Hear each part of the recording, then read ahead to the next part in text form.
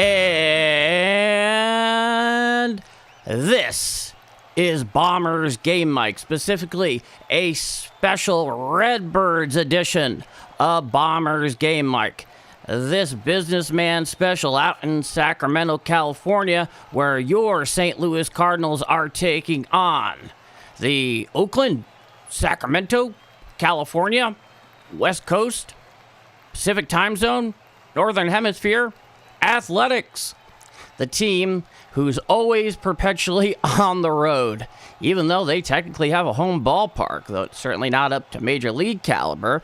And this is the rubber match, the third game of three. The Cardinals took game one.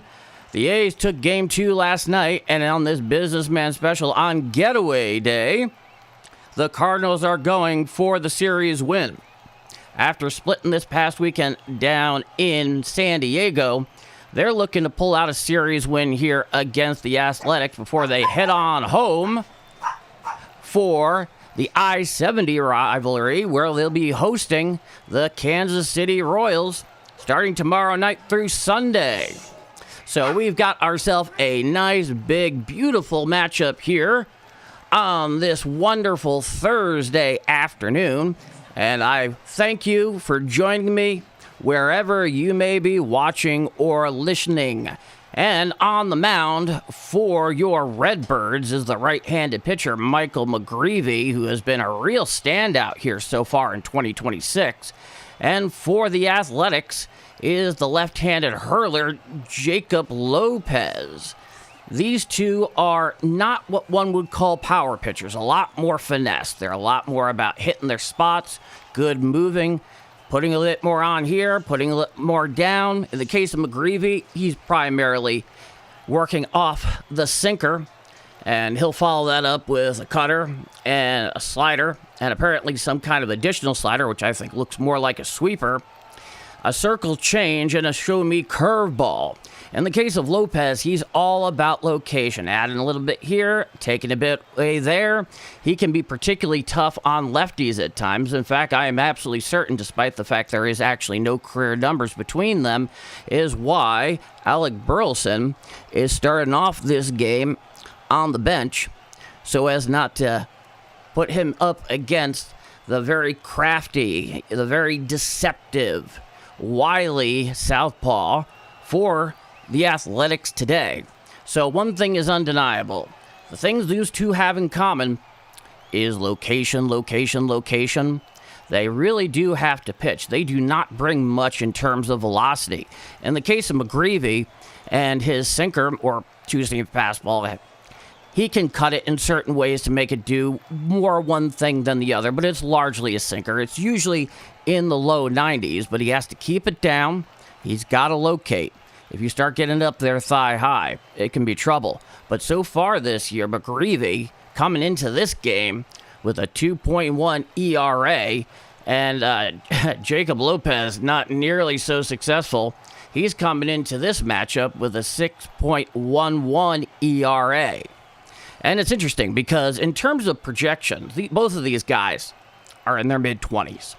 They're in the early portion of their career. And oddly enough, despite his horrible start so far in 2026, Jacob Lopez is actually considered and projected to be a higher in the pecking order of the rotation starter than McGreevy is, who, oddly enough, when you read a lot of the scouting reports, they usually look at him in the middle to low. But the results have said otherwise through 2026.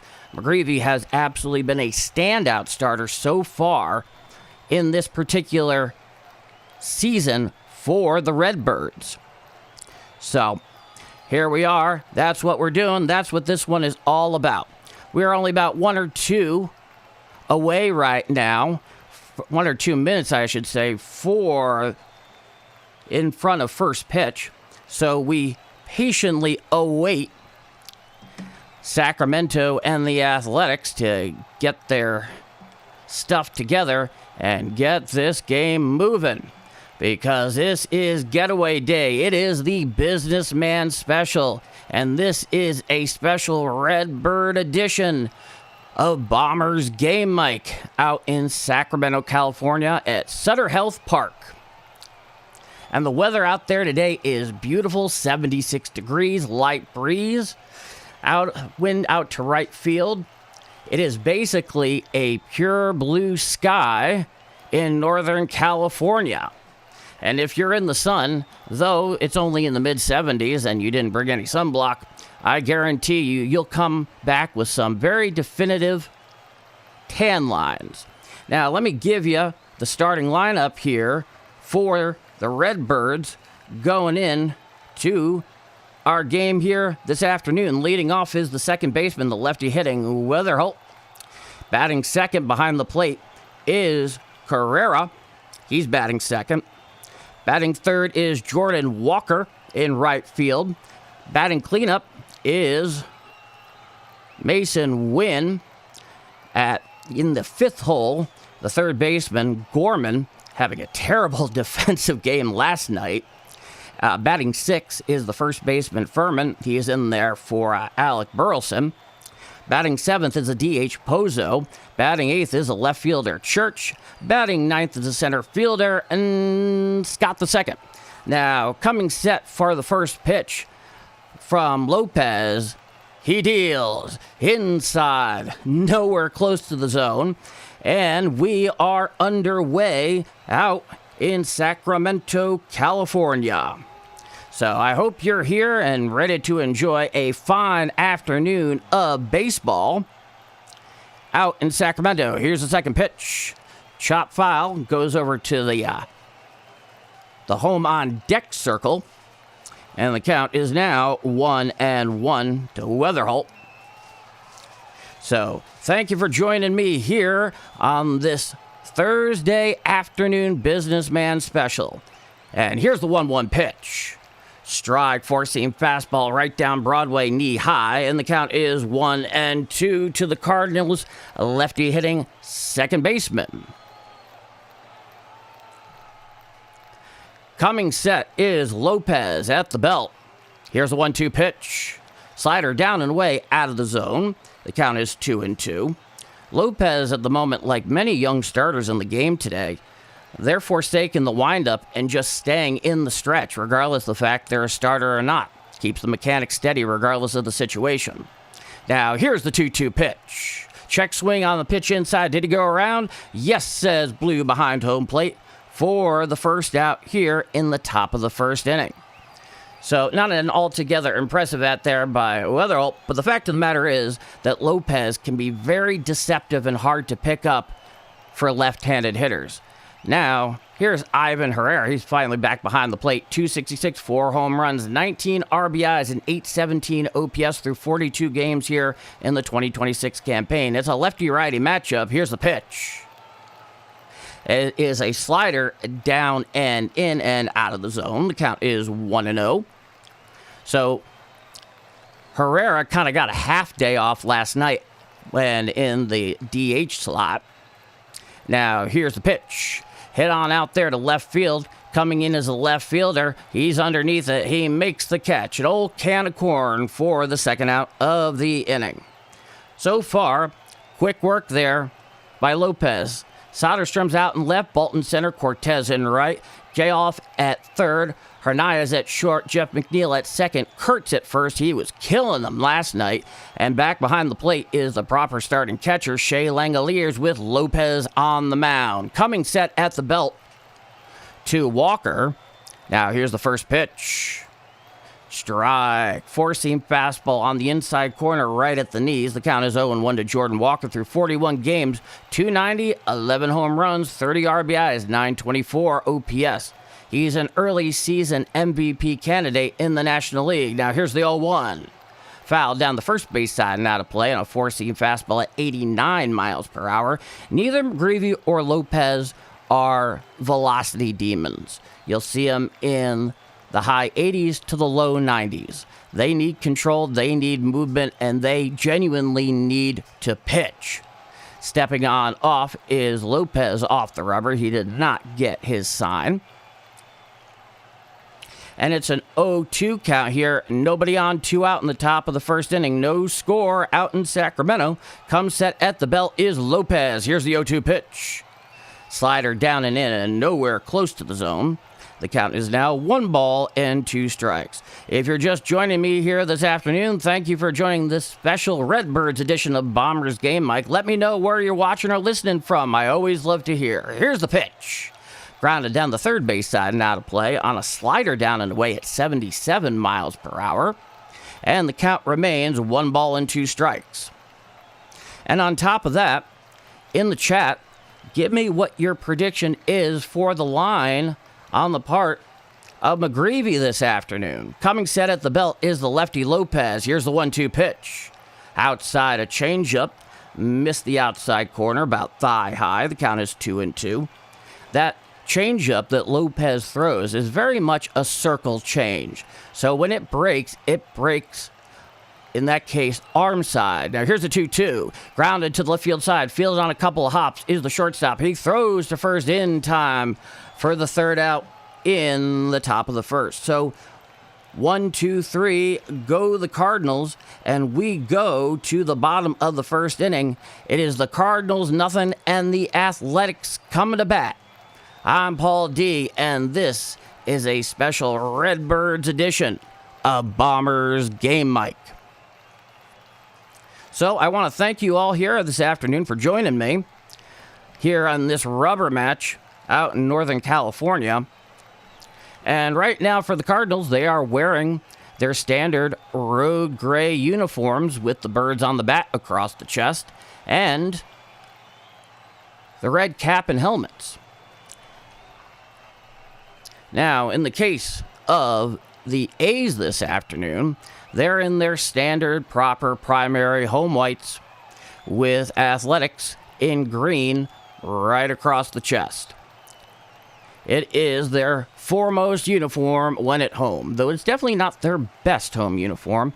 I actually do like the ones they were wearing last night with the Kelly green and the, piss yellow lettering and numbers with a white outline. I think it's a better look. Even though, white for a home team is classic, and I'm far more, as a jersey collector, I'm actually quite fond of most teams' white uniform. I find them to be, in many cases, very sharp. And as a jersey collector, I'm always keeping an eye out and paying attention to these things. This is something that I've been doing now for about 20 years. And every year, I pick a few more up here and there. The biggest collections are always the Yankees and the Cardinals, obviously. But I try to get from all over the place. Now, here's the ready.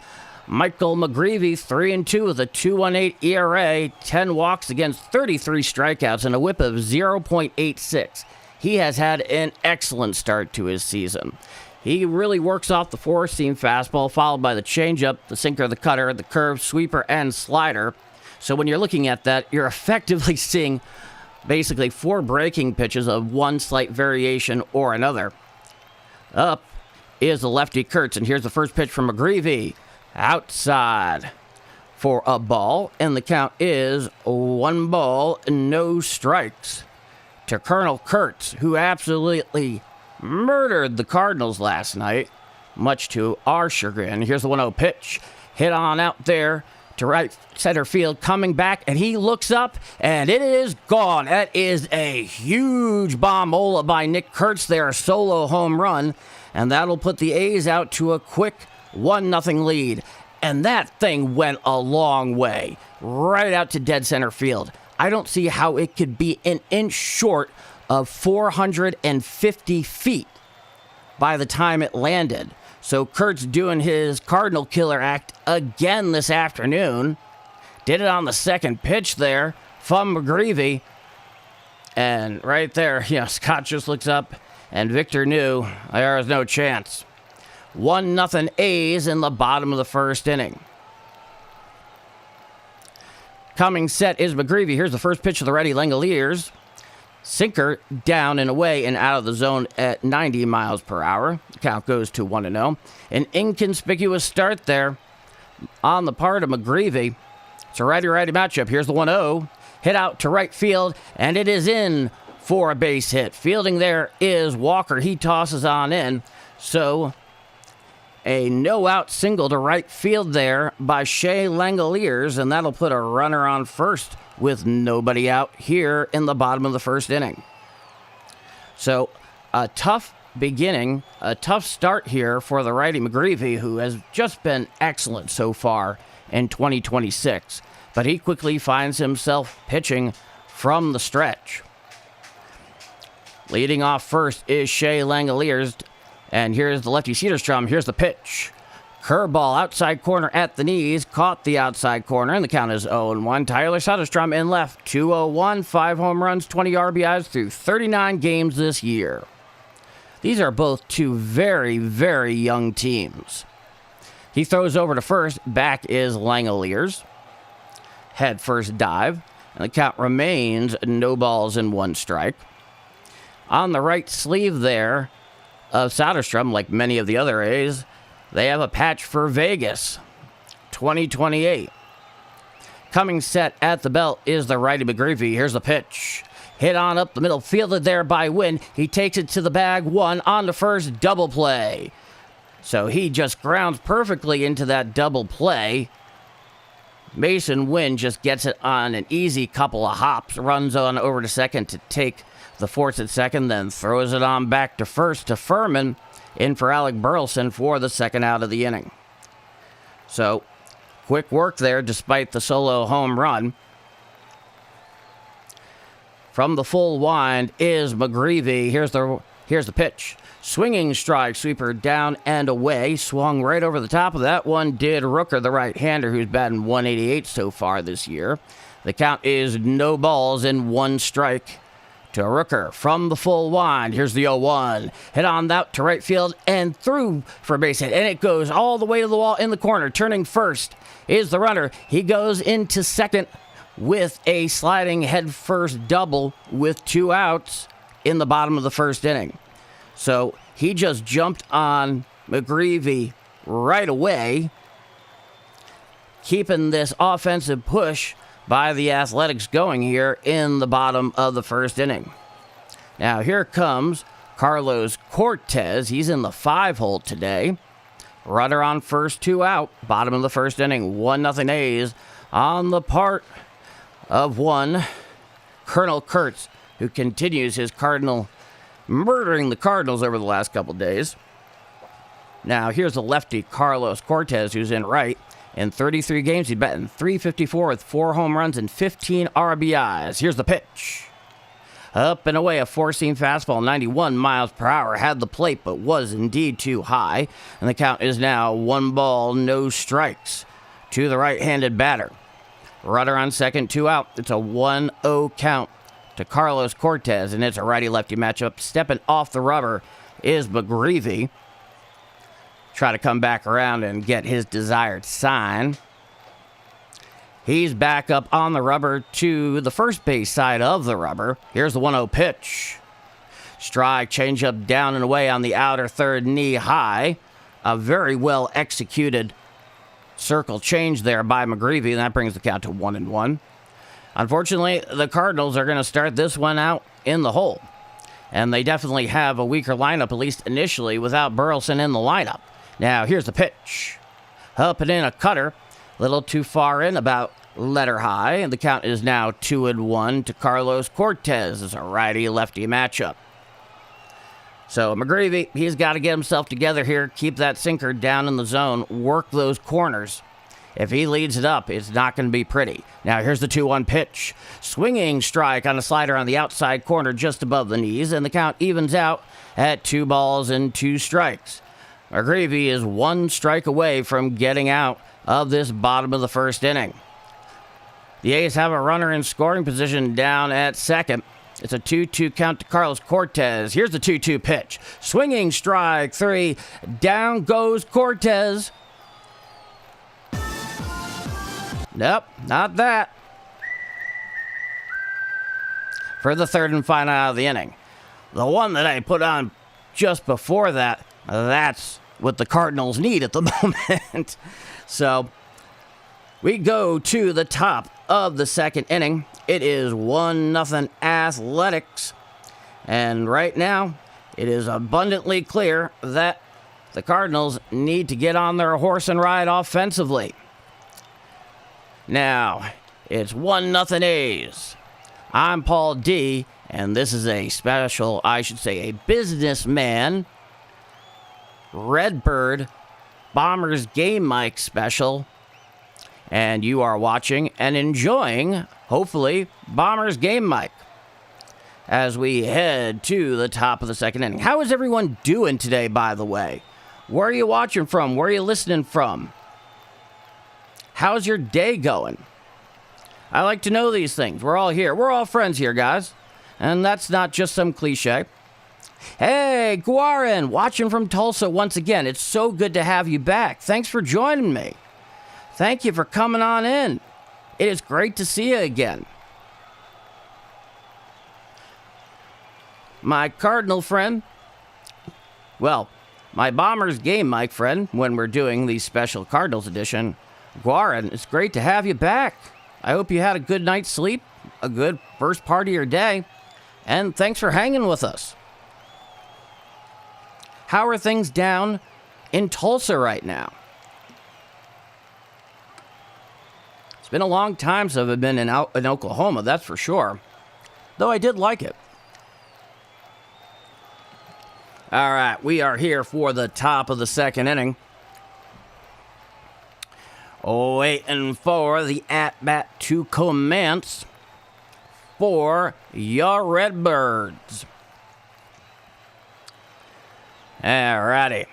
Coming set is the lefty Lopez against the righty shortstop Mason Wynn. Here's the pitch. Swinging strike, four-seam fastball, outside corner thigh high. And the count is 0-1. Hacked on through that did Wynn. He's hitting .257 on the year. It's a 0-1 count. Coming set is Lopez. And here's the 0-1. Slider down and in, well out of the zone. The count is 1-1. Mason Wynn yesterday, he was both a combination of, he was either brilliant or boneheaded. Some really good defensive plays and also helping run the Cardinals out of an inning at one point. Now, here's the 1-1 to Wynn. Slider outside corner just missed the plate about knee high. And that'll bring the count to 2 balls and 1 strike. Tulsa is very windy, getting hot. My car AC is broken, so that's a no-go for me. I'm sorry to hear about that. I do know about wind in Oklahoma. Here's the 2-1. Popped on up. The old home run in a silo. Underneath it is the first baseman, and he makes the catch. Does Kurtz for the first out of the inning. No, I've heard tales about the epic wind that Oklahoma is very capable of generating. Like I said, it's been a while since I've been there personally, to be sure. Now, here's the lefty third baseman, Nolan Gorman, 41 games, 226, 5 home runs, 22 RBIs. Can't get out of his way defensively down in the hot corner. Now, here's the first pitch. Strike, cutter, middle. And the count is 0-1 to Gorman. Now, last night, Gorman was butchering it down at third. It was not pretty. Coming set is Lopez from the stretch. Here's the 0-1. Hit on down towards third base on a number. Giving chase of the shortstop. He throws to first, and he beats Gorman to the bag by half a step. Now, I don't know, because I can't see it on the replay, just given how the camera action is set up, that if Gorman had truly been busting it right out of the box there, if he might have beaten it, it's hard to say. Now, here's the righty Furman. It's his first at-bat of the day. 2 on, nobody out. Top of the second, 1-0 A's. Here's the pitch. Outside corner, about thigh high, and a four-seam fastball at 91 miles per hour. The count is 0-1. Ollie Marmol just giving his expressionless look out on the field. Here's the 0-1 pitch. Four-seam fastball up and in, 89 miles per hour. Misses the zone, both the plate and height. Jose Furman, 268, a home run, 7 RBIs in 19 games. He's down at first today with Burleson hanging out on the bench for the initial start. Here's the 1-1. Slider down and in, nowhere close to the zone, 78 miles per hour. That brings the count to 2 balls and 1 strike. Furman is in the 6th hole today, 21 pitches so far for the southpaw Lopez. And he comes set at the belt. And coming out for a conference is the catcher Shea Langoliers with Lopez. Lord knows what they're looking over. It seems like it's a communication issue in terms of pitch selection, I am guessing. Or they have something very specifically in mind for Furman, but I feel it's more the former than the latter in this case. I'm a Pirates fan, but rooting for the Cards today to get me some cheddar. Well, that is a good reason, I can tell you. 10:23 at night here, and happy to be able to hear the Cards outside of the U.S. Well, you say you're outside of the U.S. Where are you outside of the U.S.? It's always cool when somebody comes in and they're watching from abroad. Here's the 2-1 pitch. Well outside, goes floating over the lefty's batter's box on a changeup, and that'll bring the count to 3 balls and 1 strike. Yeah, THR Philly. Uganda? Really? You're watching from Africa? Holy hell, that's amazing. Now, here's the 3-1 pitch. Hit on down the third base side and out of play. And the count remains 3-1. Well, hell, guy. It's great to have you. To my knowledge, I don't know that I've had any audience members from Africa watching from Africa. So let's say that's a bomber for me, Mike. First stop. Foul down the first base side and out of play on a slider on the outside corner. Heck, Uganda. Man, that's cool. It's amazing how baseball can have such a reach. More than we realize at times. 2 on, nobody out. It's 1-0 A's in the top of the second inning. It is a 3-2 count to the righty Furman. Now, here's the pitch. Inside, a 4-seam fastball for ball 4. And taking his base is Furman. And that will put our runner on first with 2 out here in the top of the second inning. And it was an ABS challenge. It was a call overturned. So it goes from a walk to strike 3 to end the inning. 0-0-0 for the Cardinals. 1-3-0 for the Athletics. We go to the bottom of the second inning. It's 1-0 A's out in Sacramento, California. This is a businessman special. And this is a special Redbirds edition of Bombers Game Mike. I am your broadcaster, Paul D. And this is Bombers Game Mike. Those ABS challenges, especially in terms of how broadcasting and camera selection and all those kind of things work out on the broadcasting side, specifically for visual television stuff, sometimes they can be very deceptive and not be entirely on top of it, even though you have to tap your cap or your helmet, apparently, within 3 seconds. So, unfortunate there, and they go from a runner on first with 2 out to the 3rd out of the inning. Obviously, my first time being here. You're pretty good at this, man. Good shot. Well, thank you so much, buddy. 8187, that really does mean a lot to me. You know, I'm still learning, I'm still working, but heck, I really do appreciate the compliment. It really means a lot. The only way to catch the ball games, thanks to guys like you. Hey, that's one of the reasons I'm here.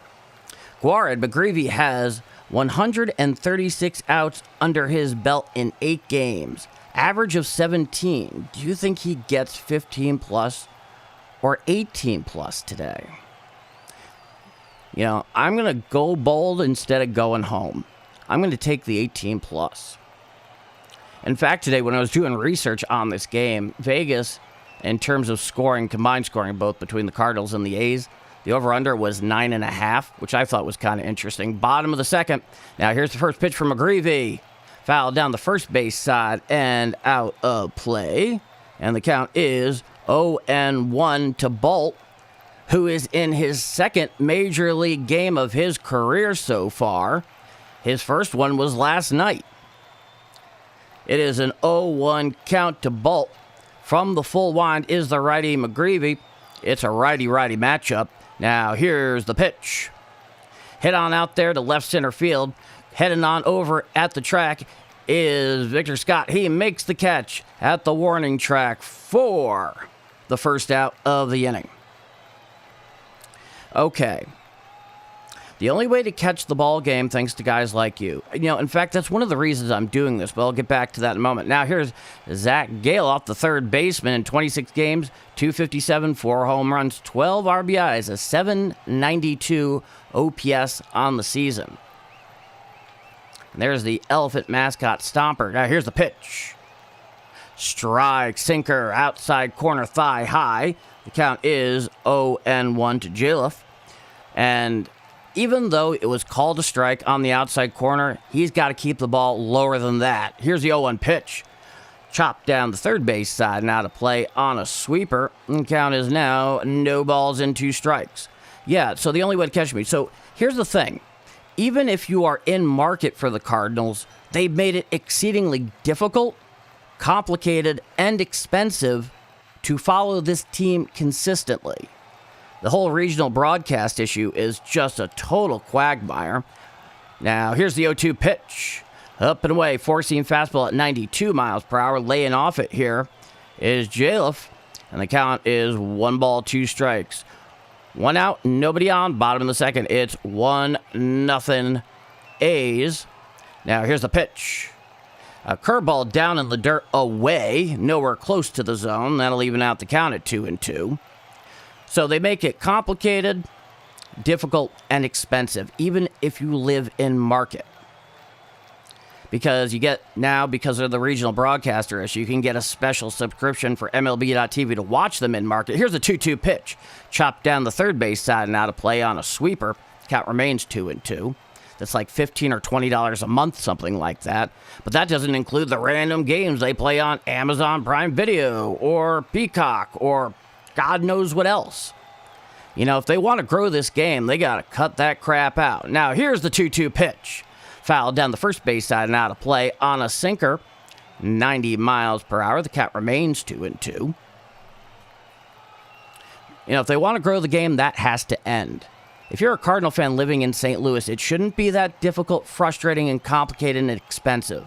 It's unacceptable. Here's the 2-2 pitch. Foul back off the mask of the catcher there. He didn't even flinch on that thing. So the count remains 2-2. And one of the reasons I actually do this, especially with Cardinal fans, is sometimes for a lot of fans, this is one of the best ways that they can follow the Cardinals day to day. And I'm happy to do it with them. It's a lot of fun. Here's a 2-2 pitch. That is chop filed right there at home plate, out of play on a sweeper. The count remains 2-2. 23 pitches so far per McGreevy in 1 1/3 inning of work here in the bottom of the second inning. It's 1-0 A's.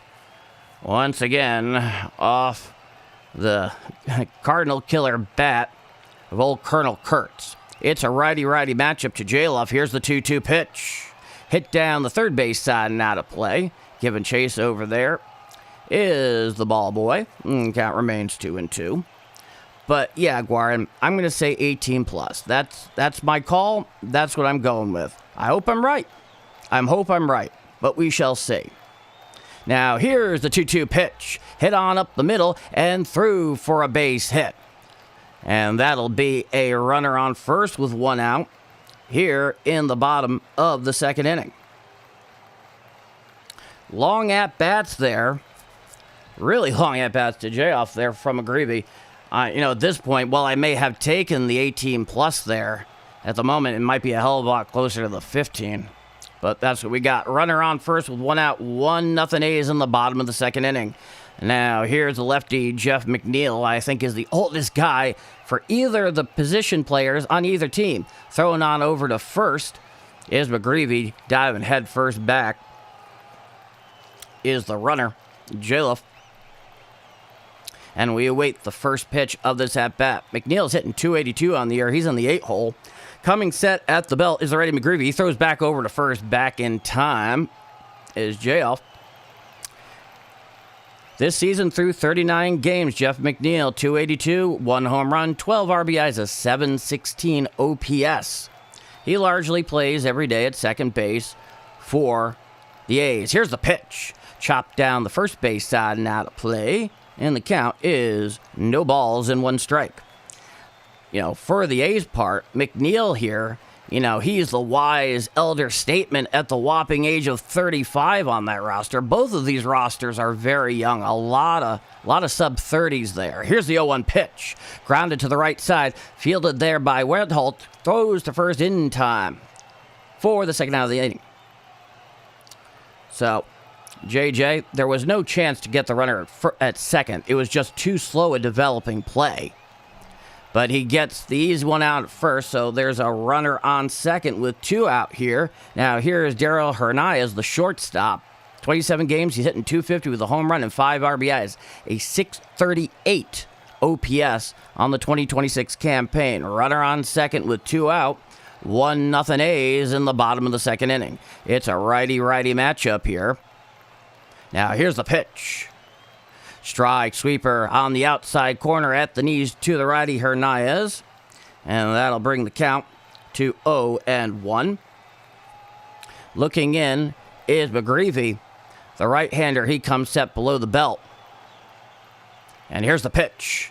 Check swing. Did he go around? Yes, says Blue down the first base line. And that'll bring the count to 0-2. He's getting 1 out every 6.25 pitches right now. He'd get to 18 and 112. In this day and age, most starters never even get in the neighborhood of 112. So that's saying a lot. Coming set below the belt is McGreevy. Here's the pitch. Curveball down in the dirt. It was over the plate, but right around the feet. And the count is 1 ball and 2 strike. It looks like something of a waste pitch. And I'm not a big fan of waste pitches, pretty much on principle. Both principle and sound tactics. I like when pitchers just go right after a dude. Stepping off the rubber is McGreevy. He's looking the runner back down to second. And he is back on the rubber and at the stretch. He sits to the far first base side of the rubber. He comes set at the stretch. Here's the 1-2 pitch. Hit to the left side and caught on the line by Wynn for the 3rd out of the inning. So, giving McGreevy a little bit of trouble there, but they managed to put nothing across to the benefit of the Cardinals. And we head now to the top of the 3rd inning. It's 1-0 A's out in Northern California. This is a businessman special, and this is a special Redbirds edition of Game Mike. I'm Paul D., your broadcaster. Thank you so much for joining me this afternoon for this businessman special. And this is Bombers Game Mike. Well, at the very least right now, the Cardinals, they got to keep them close. But with Burleson not in the lineup, at least until, they give the hook to Lopez, that's a big bat in the middle of the order that they're missing for probably at least the 4 to 6 innings. But we'll see. We'll see. When Lopez is right, he's definitely a crafty lefty. Maybe kind of in the mold of Jaime Garcia when he was playing well. I don't think it's quite as exaggerated as it would be for like a Jamie Moyer. But he needs to locate. He doesn't have much by way of velocity. A lot of deception, though. Plenty of movement. And he can be quite effective to left-handers because he gets a lot of extension. So it looks like the release point is farther towards the plate. And lefty on lefty, that can be quite deceptive. Long story short, he is not what they call the ideal mode. The ideal mold for a lot of starting pitchers right now in baseball circles across Major League Baseball. Major League Baseball is very, very velocity-centric right now, in a way beyond anything we've really seen in eras past. Now we head to the top of the 3rd inning, 1-0 A's out in Sacramento, California at Sutter Health Park. Here's the first pitch. Strike, forcing fastball 90 miles per hour, just below the belt on the outside corner. The count is 0-1. Here's the 7-hitter, Pozo. Coming set is Lopez, lefty-righty matchup. Here's the 0-1. Hit on out there to left field. Coming in is the center fielder who will play it on the hop for a leadoff single in the top of the third inning. So, Pozo getting it started here for the Cardinals. 27 pitches so far for Lopez in 2+ innings of work. That pitch looked like a four-seam fastball up above the belt on the inner third, and Pozo, he just took what he gave him. And the center fielder out there could only play it on a hop. So runner on first, 1 out. And here's the lefty Church, lefty on lefty matchup. Here's the pitch. Strike, four-seam fastball, outside corner, thigh high, 89 miles per hour. The count is 0-1. 39 games, 252, 5 home runs, 18 RBIs, a 7.03 OPS is the left fielder and lefty hitting Nathan Church. Now, here's the 0-1 pitch. Down and in on a changeup, 87 miles per hour. Not particularly close to the zone. The count is 1-1. Lopez can have a very effective circle change, especially lefty to lefty, but he can make it work against righties as well. Coming set at the belt is Lopez. Now here's the 1-1 pitch. Check swing. Did he go around on the slider? No, says Blue down the third baseline. And that'll turn the count to 2-1 strike. Runner on first. Nobody out. It's the top of the third inning. 1-0 Athletics on the part of the solo job by Colonel Kurtz back in the bottom of the first. Now here's the 2-1 pitch. Swinging strike on a slider down and away. It was well out of the zone, and he swung right on over the top of that thing. And that'll even out the count at 2-2. Definitely hard on him. Definitely hard on the lefties. We'll see how they handle him here. He comes set at the belt, and he deals. Chopped down the first base side and out of play on a slider down and into the lefty hitting Church, and we get to do 2-2 all over again. And I'd like to thank you for joining me for this final game, the getaway day for the Cardinals out in Sacramento. Coming set at the belt is Lopez. Now here's the 2-2. Hit on down the right field line and going clear foul. Very long way foul. And the count stays 2-2 to Church. Beautiful day, though, in Northern California. Not a cloud in the sky, mid-70s, light breeze. It's iconic. Chamber of Commerce Day for Sacramento. Coming set is the lefty Lopez. Here's the pitch. Foul down the third base side and out of play. Counts 2-2. Okay, I've been a Cards fan even before Willie the Wizard. Tommy Hare, Vince Goldman, and the best closer of all time, Mr. Bruce Sutter. You, my friend, are a true veteran Cardinal fan.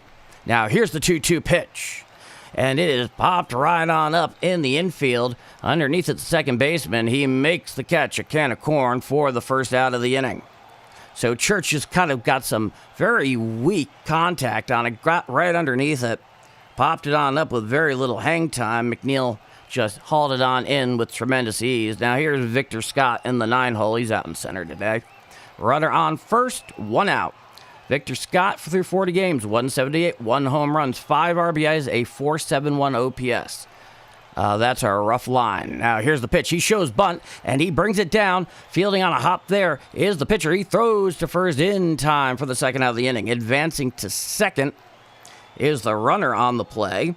He'll get on over there in the fielder's choice, but that will be the second out of the inning. Now we're back to the top of the lineup with Weatherholt, the lefty hitting Weatherholt. He's 0 for 1 today.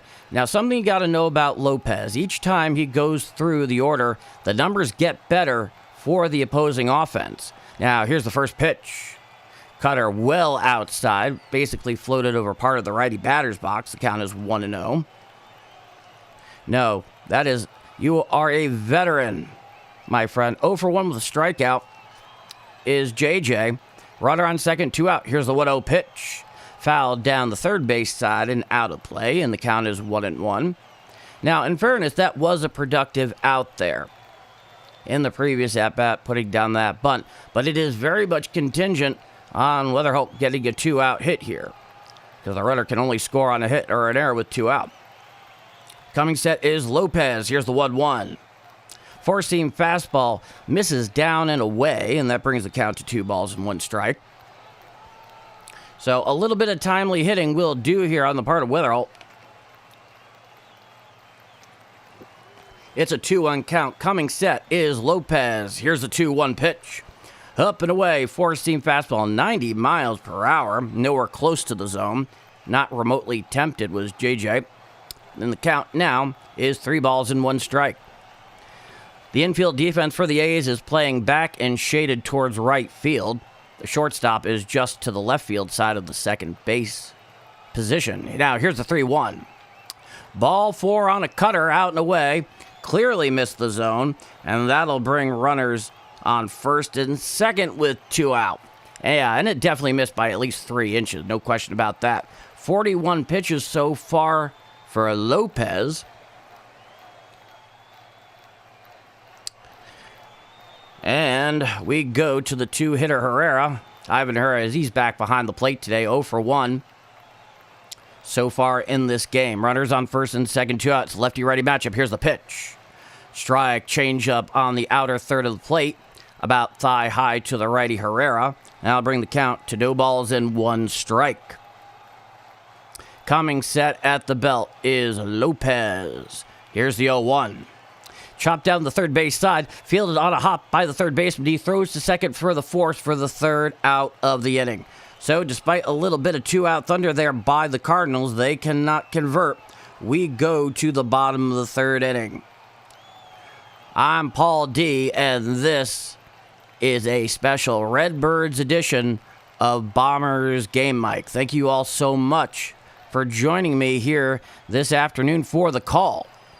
It's wonderful having you all here.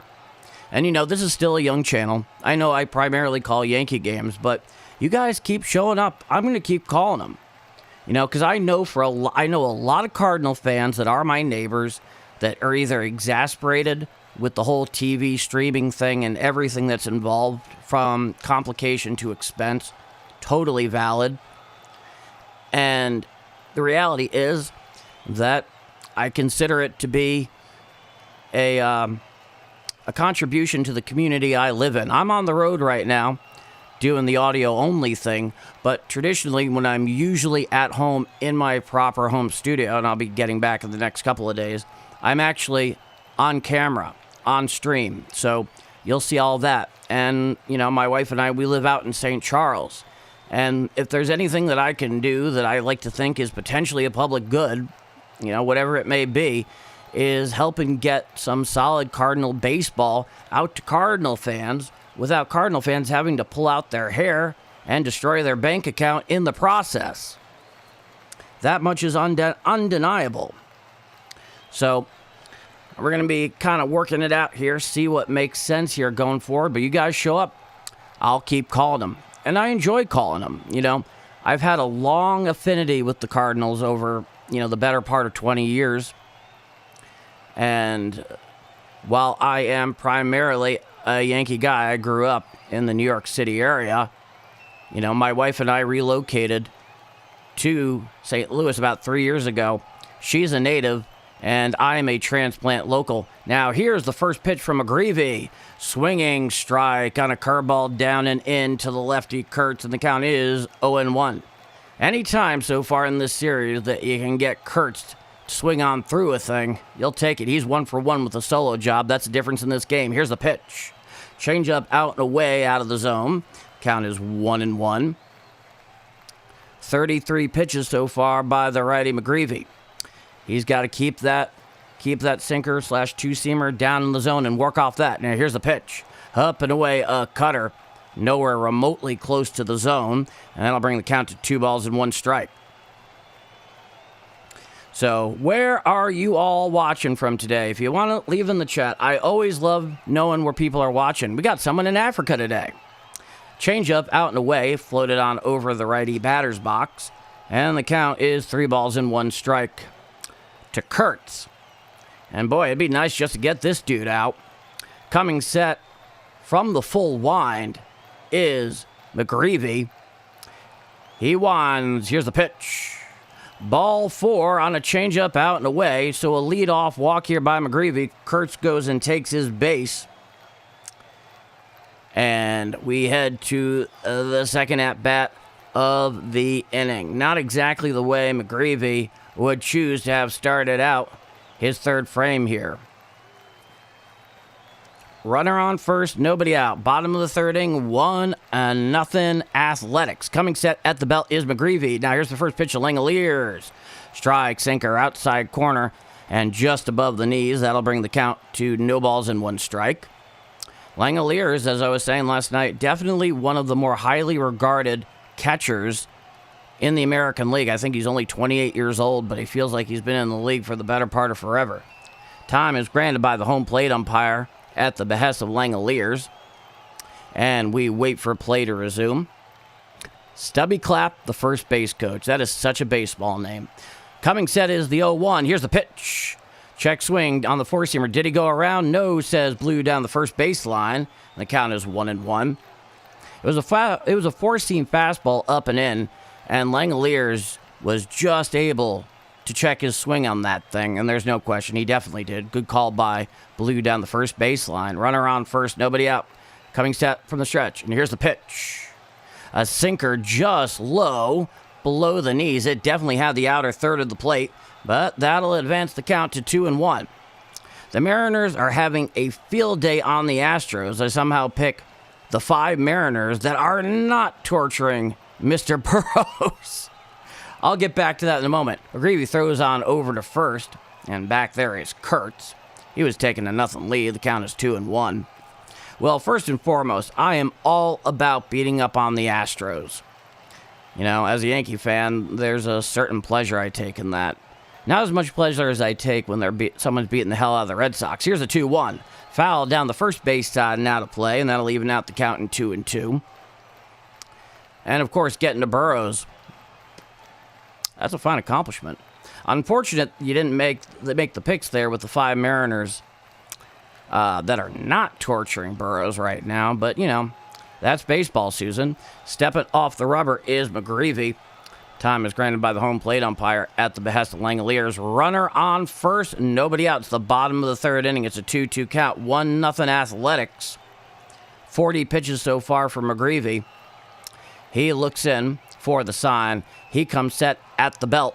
Here's the pitch. Chopped down the third base side and out of play on a sweeper down in the zone. That's the 41st pitch so far this afternoon for McGreevy.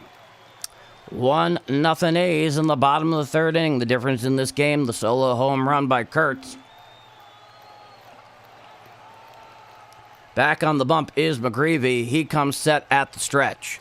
Now, here's the 2-2 pitch. Swinging strike 3.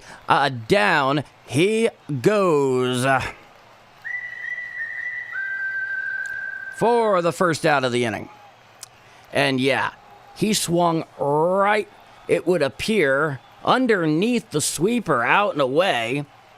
So that'll be the first out of the inning. I think we'll all take that. Now, here's the lefty Soderstrom. He's in the 3-hole. Here's the first pitch. Upstairs, a cutter, about head high, and the count is 1-0.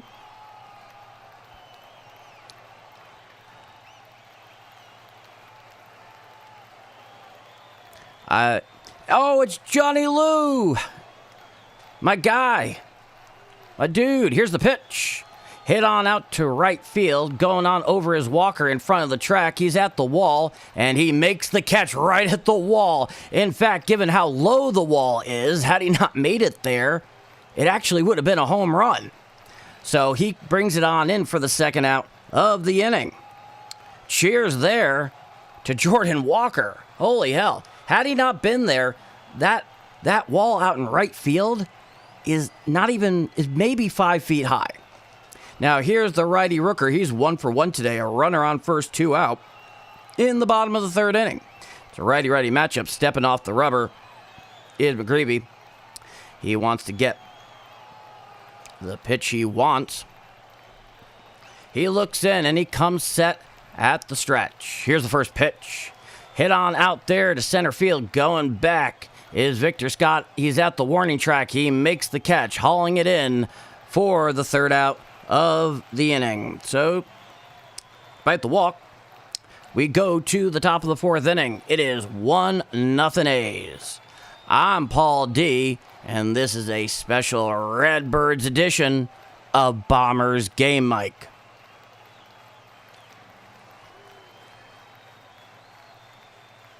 Now, one thing I will say as businessman specials go, as we head to the top of the fourth inning, definitely an expedient game so far. I'm rather agnostic on that. I mean, honestly, if I'm a serious baseball fan, I don't care about time of game. My guy, nice to see ya.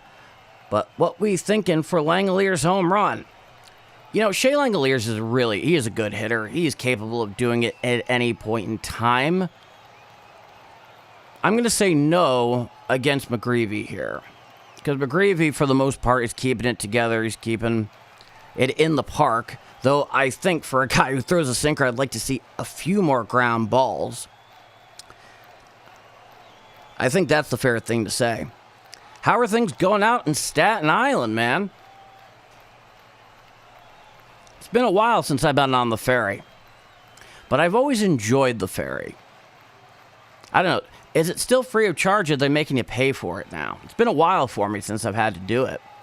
A lot of times, honestly, the reason I do it is just, for the joy of the ride, just going through the New York Harbor there. I've had friends on Staten Island over the years, but it's been a while, honestly. We await the top of the fourth inning out in Sacramento, California.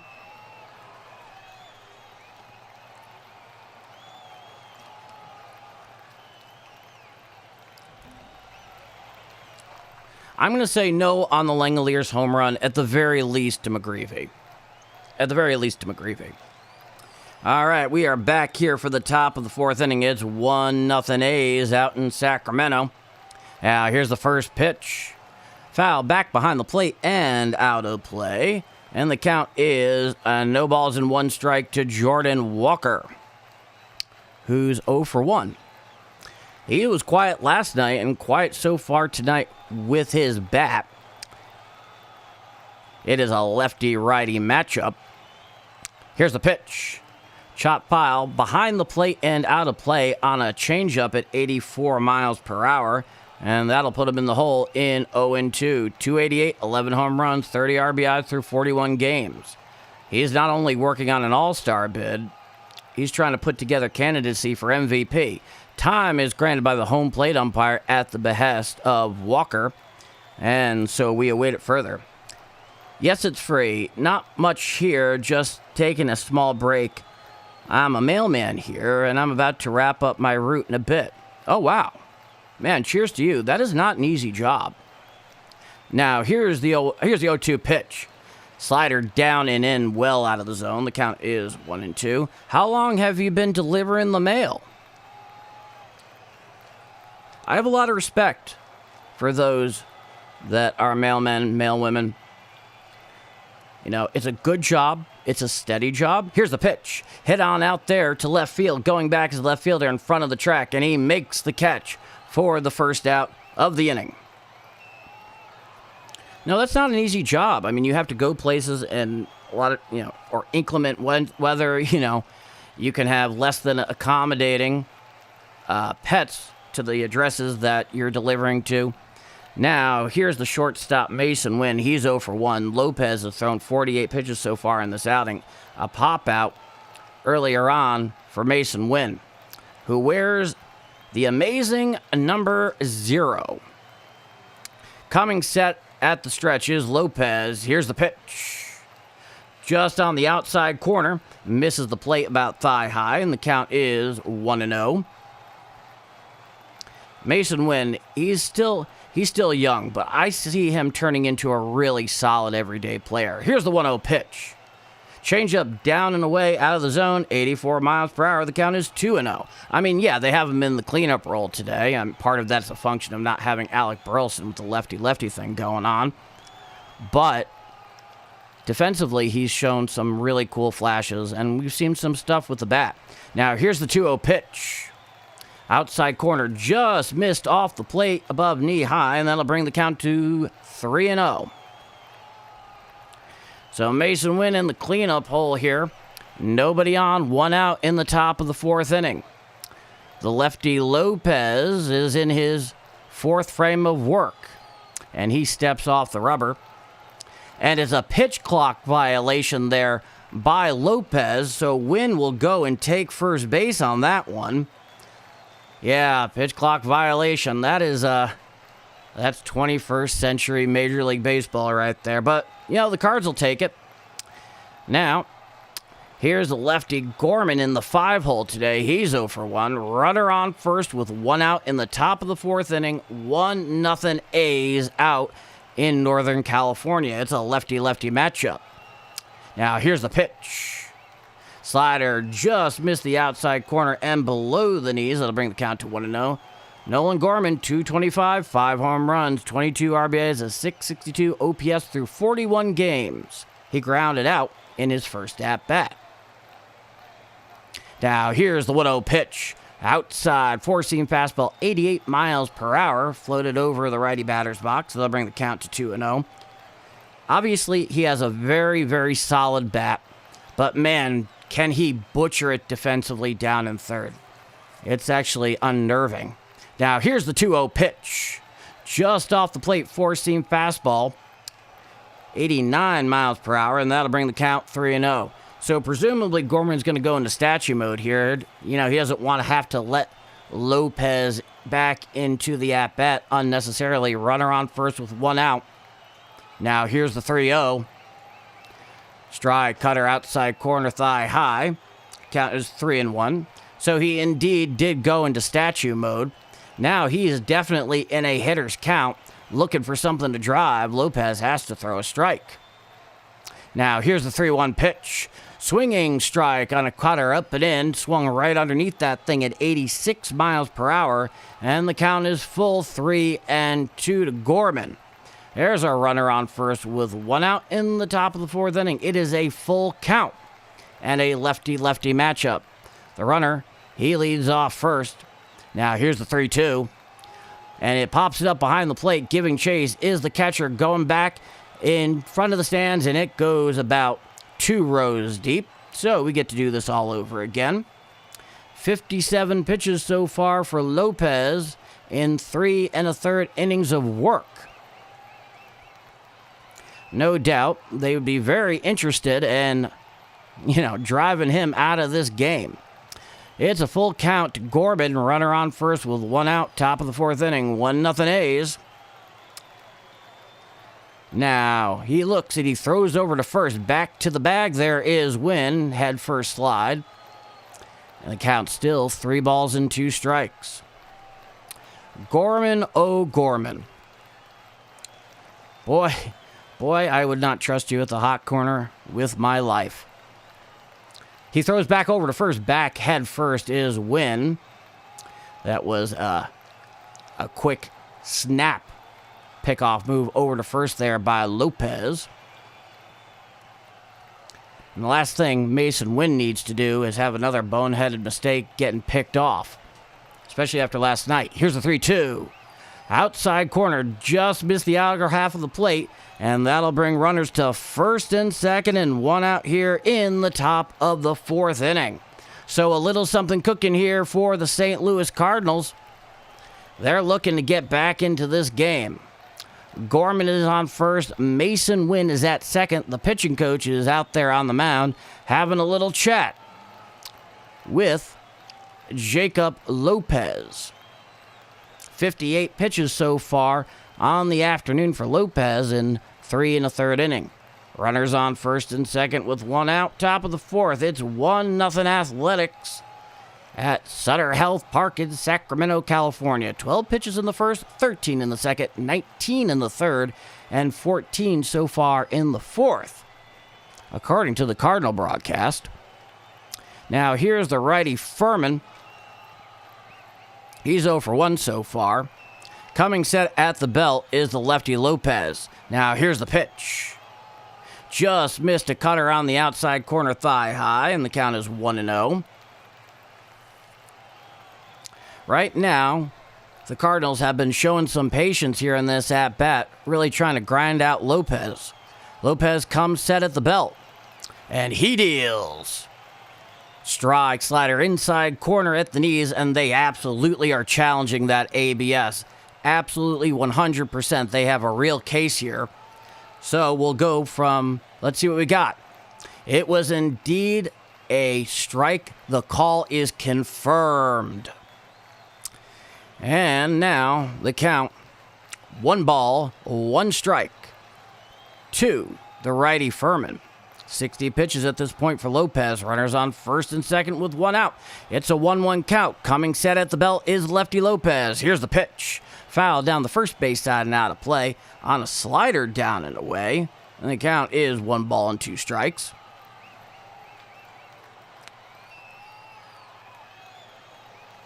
Oh, only 3 years. Well, hey, that's all right. We all got to start somewhere. Yeah, definitely come on back when you have the opportunity. Great to have you. Now, here's the pitch. Fly ball down the third baseline. Coming in is the left fielder towards the line, and he makes the catch, does the shortstop. He throws it back on into the infield. He made an incredible catch there, coming up against the low wall out in left field. So that looks like it is. Did he drop it, or was that the second out of the inning? This is unclear at the moment. It looks like he dropped it. Well, maybe not. Let's see the replay here.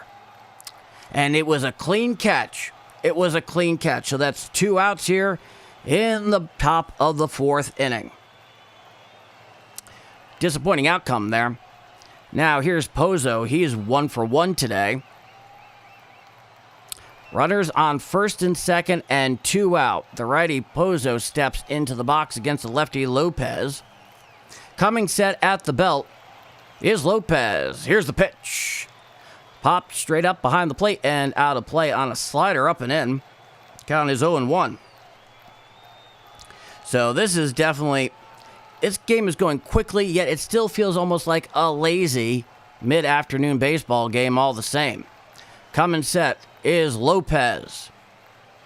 And he steps back and bluffs towards second. Wins easily there at the bag. There was no throw. The count remains 0-1. Tight game here in the top of the 4th inning.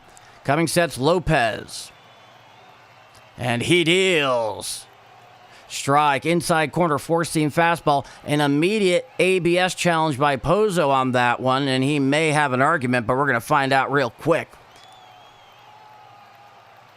And the call is overturned. It was indeed a ball. So that'll take us to 1 ball, 1 strike.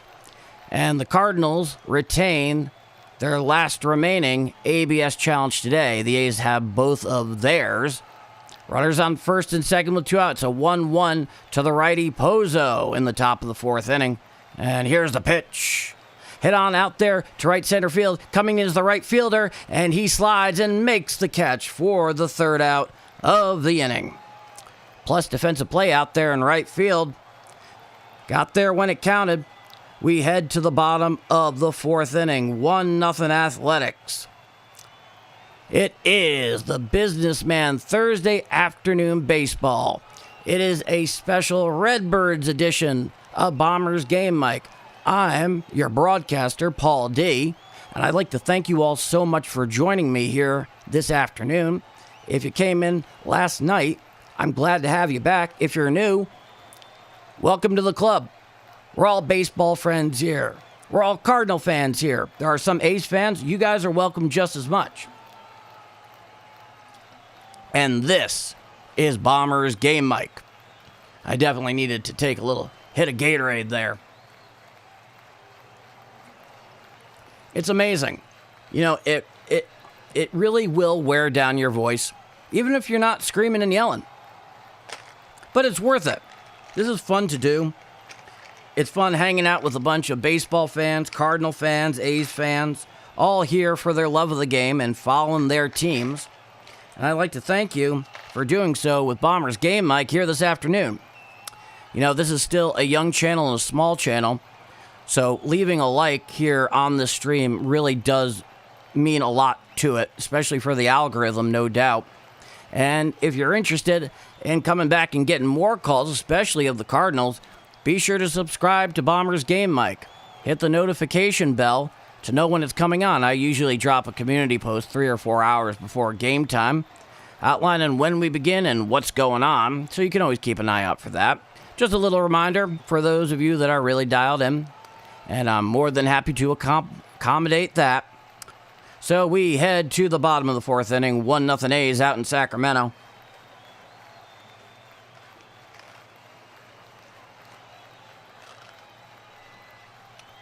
McGreevy, he's out there for his fourth frame of work today. He's only given up one run.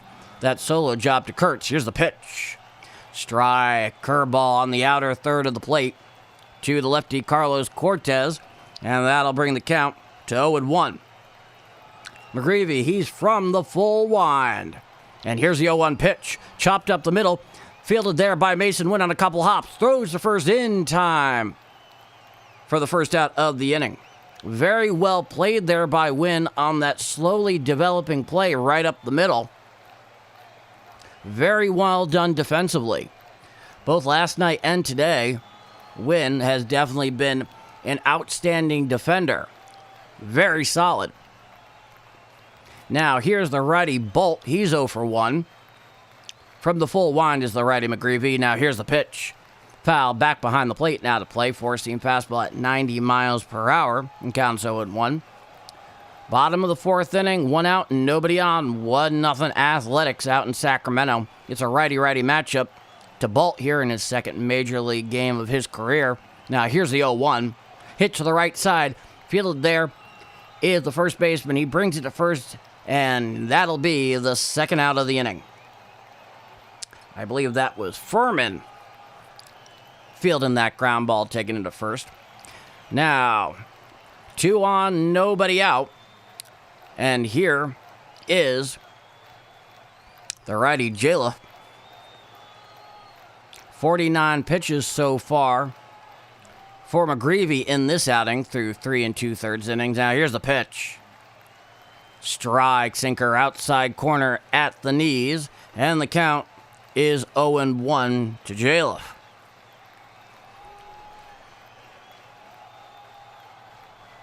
Now, here's the 0-1 pitch.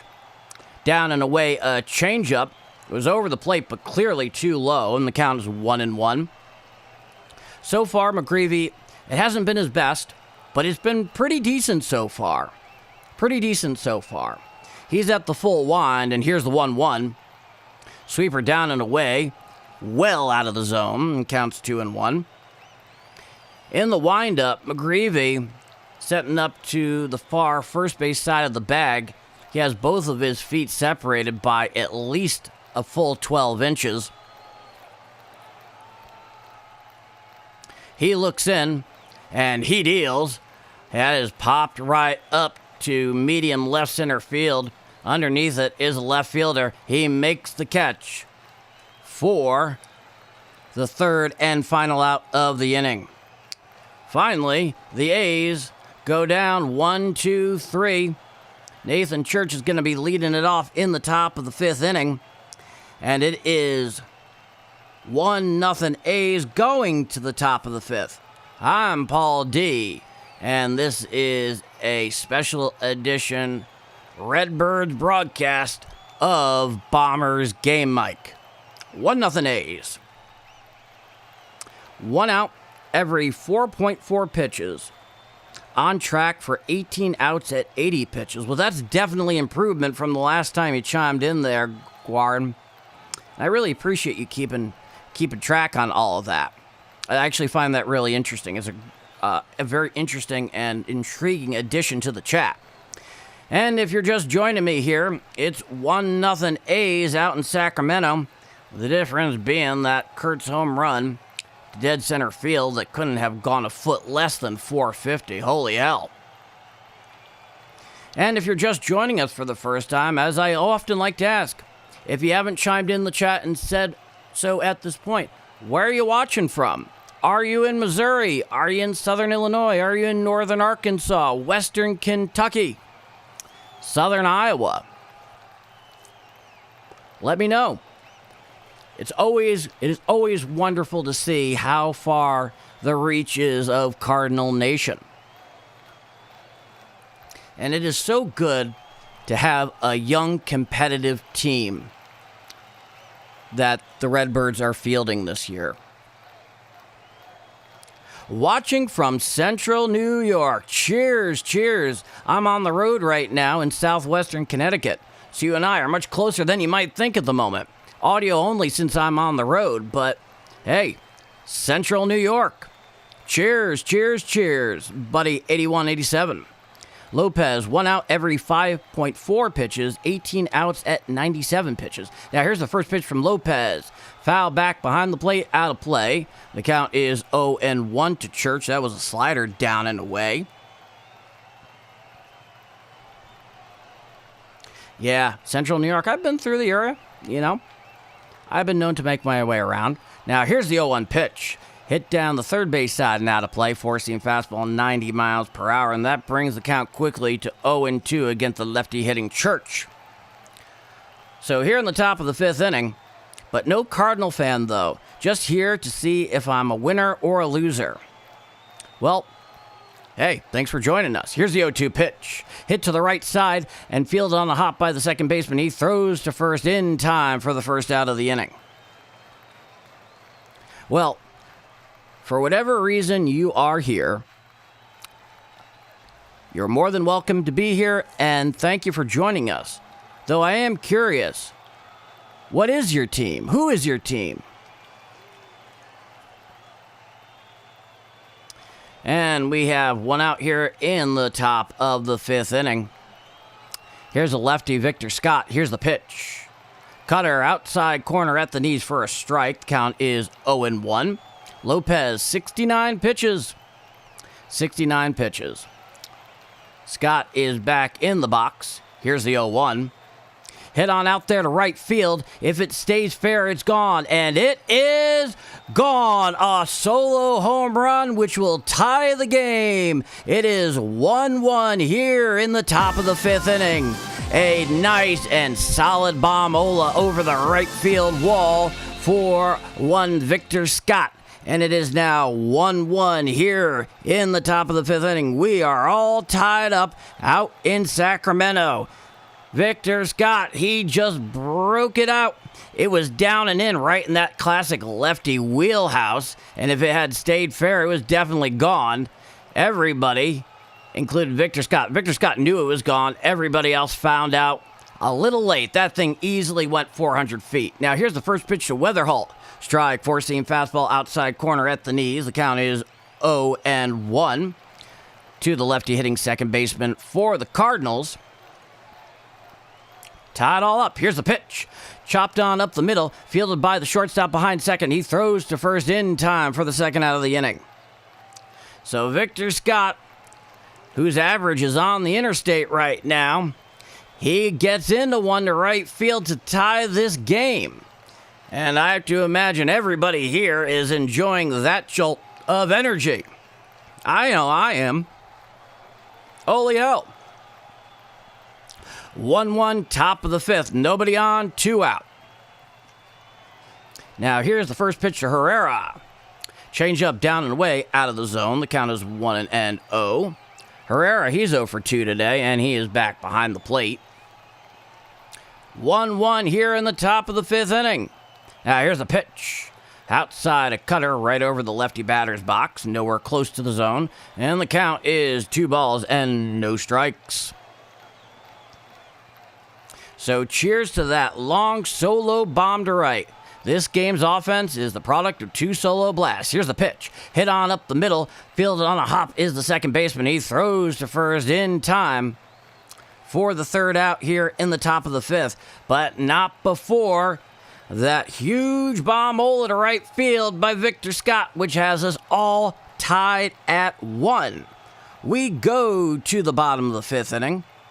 I'm Paul D., and this is Bombers Game Mic. Oh, that was a beautiful thing. A beautiful thing. Oh, you're a Pirates fan, are you now? A Pirates fan, go Buccos.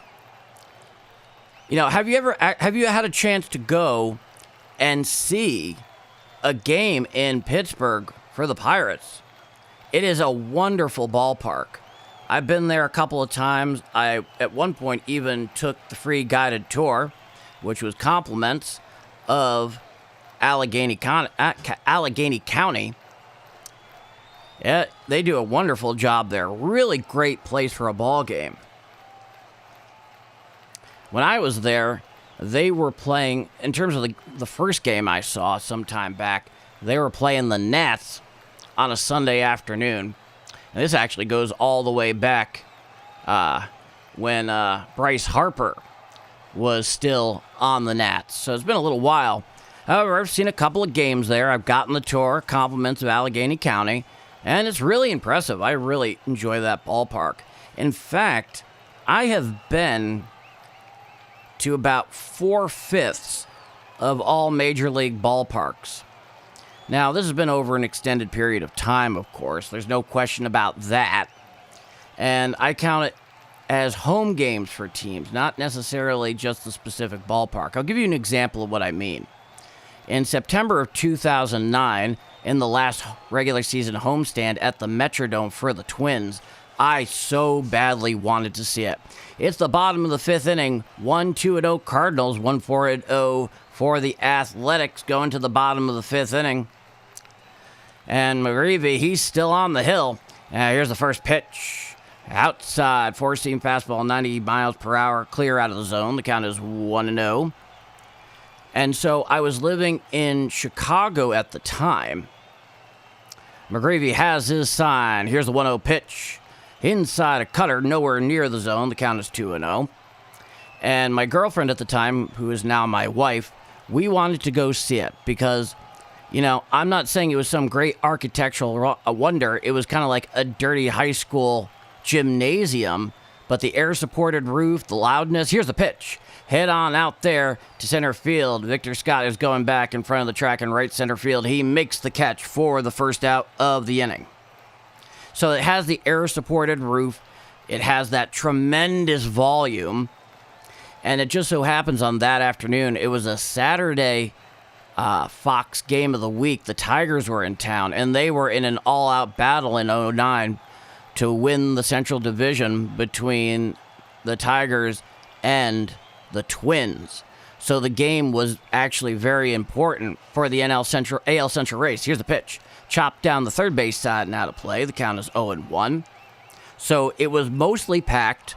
We didn't have great seats, but we didn't care. We were just happy to be there. And nothing like having to walk into a stadium and hold down your cap just because it might end up getting blown off your head due to the air pressure. Here's the 0-1 pitch. Grounded out to shortstop, fielded by Wynn. He throws to first in time for the second out of the inning. McGreevy there getting a couple of quick outs here in the bottom of the 5th. And, you know, feeling the air pressure come out underneath the window at the box office. And it turned out to be a really good game. The Twins ended up winning that, and if you recall all the way back in 2009, they had to do the one-game winner-takes-all sudden death, game 163 between the Tigers and the Twins, which the Twins won. Here's the pitch. Down and away, a changeup just off the plate, 87 miles per hour. That brings the count to 1-0. Nick Kurtz, he's 1-for-1 with that solo home run and a walk. He's been all over Cardinal pitching so far in this series. There's a slider down and in, out of the zone. The count is 2-0. I think it's fair to say that when it comes to Kurtz and Cardinal pitching in this series, he's been on them like a crow on curly fries. It's a 2-0 count to Colonel Kurtz. Now here's the pitch. Strike, changeup right down Broadway, middle, 86 miles per hour. That thing would have been batting practice had Kurtz been anticipating it. But the count's 2-1. 2 out, nobody on. 1-1 in the bottom of the 5th inning. Now here's the 2-1 pitch. Up and in, a cutter about letter high and inside. That'll bring the count to 3-1. But yeah, you remember back in 2009, they had the one-game playoff, which the Twins ended up winning. And then they proceed in the first round to get knocked off by the Yankees. The Twins are the Yankees' patsies. Here's the 3-1 pitch.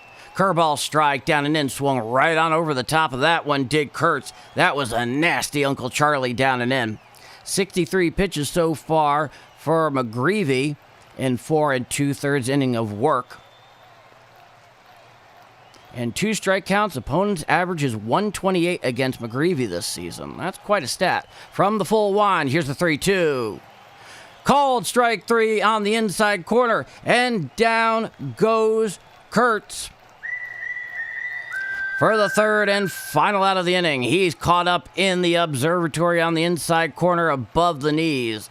That was an old 90s Greg Maddux job to left-handed hitters with that classic two-seam fastball that initially looks like it's going to hit you in the hip, and then it takes a drastic right turn from the pitcher's perspective, whispers over the black on the inside corner. So 1 and 2 and 3 go the A's, and we go to the top of the sixth inning. They are all tied at 1 out in Sacramento, California. I'm Paul D, and this is Bombers Game Mike. A tight one here. I went last year for my first time ever. Took wife and my kiddo there. Loved it. They're super kid-friendly. Yeah, they definitely are. It was my first baseball game I had ever attended, and Bucks lost, of course, but loved it there. That is so good to hear, man. That is so good to hear.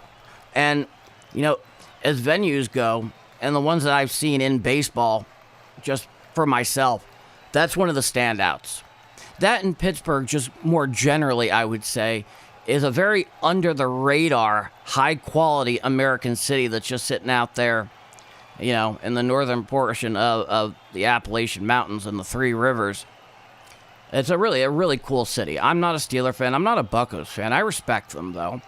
Heck, that's saying a lot, because I'm primarily a Cleveland Browns fan, so any respect that I give to the Steelers does not come easily. Top of the sixth inning, 1-2-0 Cards, 1-4-0 for the A's. It's the top of the sixth inning. It's getting tight as we begin to head late. The Cardinals have been playing them tough. They're looking to get the win here, get the series win, go back home tomorrow for the I-70 rivalry against the Royals. Now here's the first pitch to Walker. Fouled back off the mask of the home plate umpire. That did not look pleasant. And the count is 0-1. He seems all right. You know, his helmet that he puts his mask over is pretty well padded and thick. And those masks are generally very well designed and manufactured. But it is an 0-1 count here in the top of the sixth inning, all tied at 1. Walker, he's 0 for 2 today. He has not been much of an offensive force even last night and not today, though there's no better time than the present for him to work that out.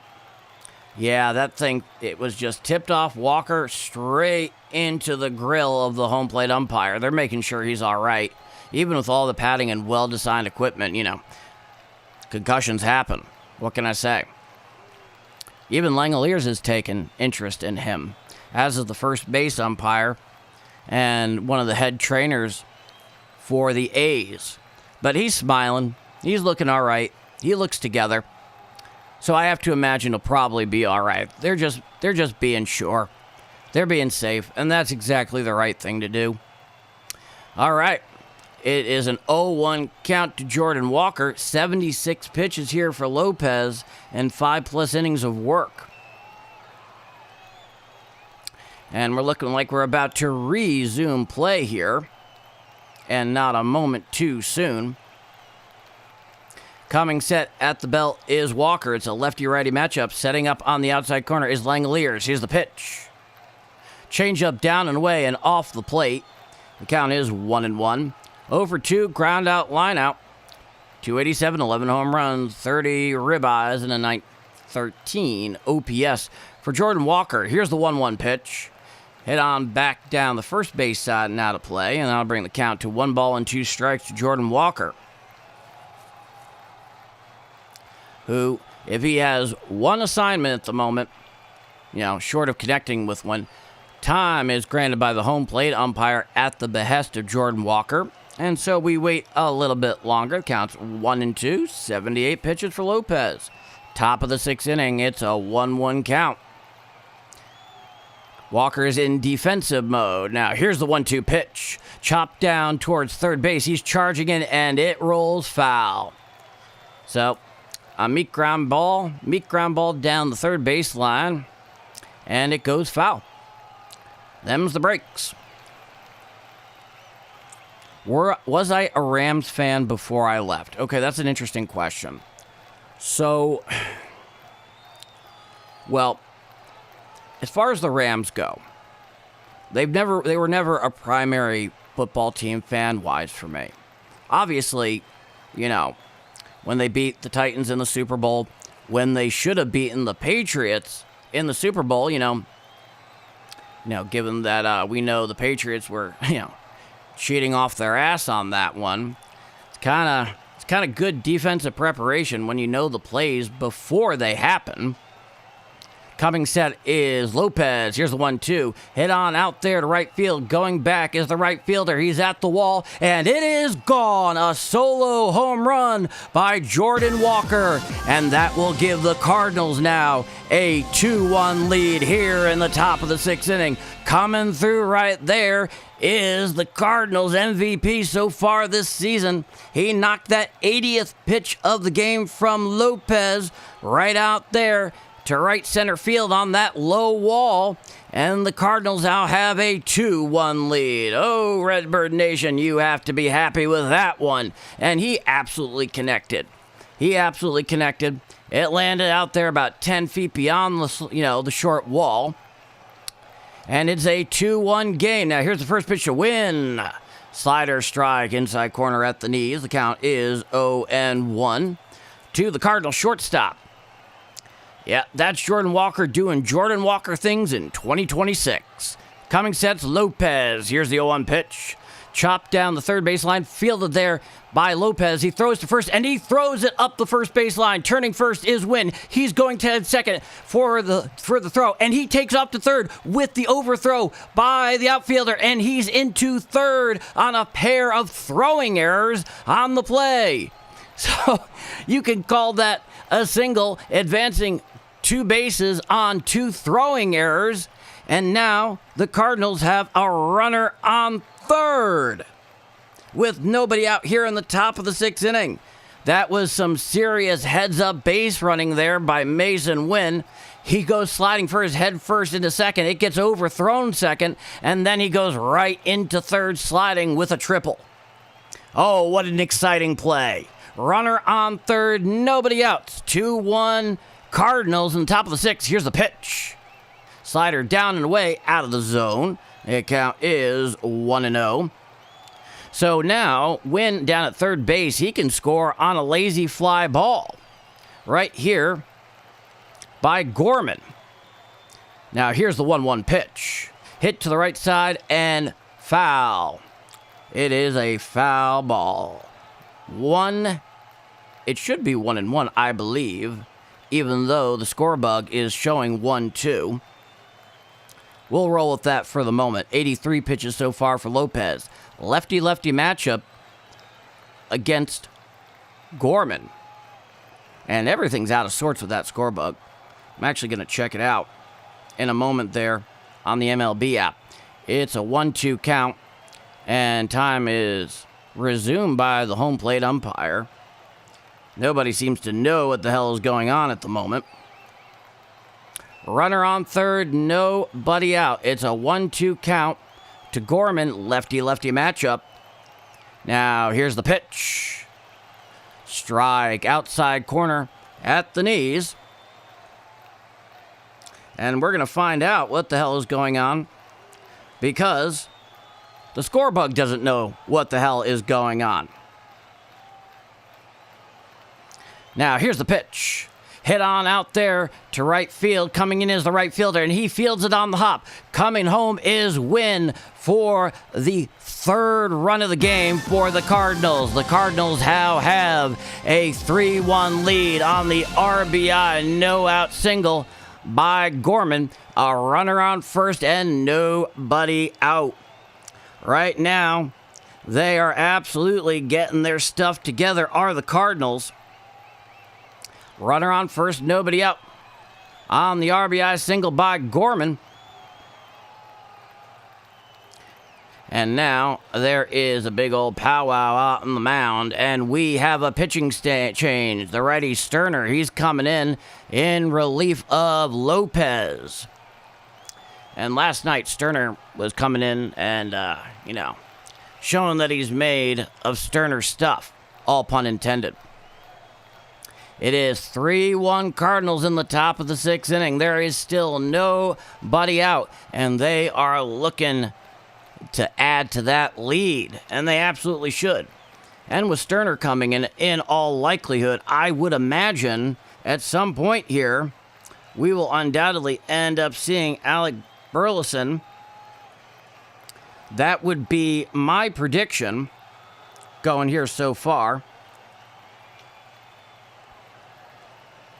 And so we await the completion of the pitching change.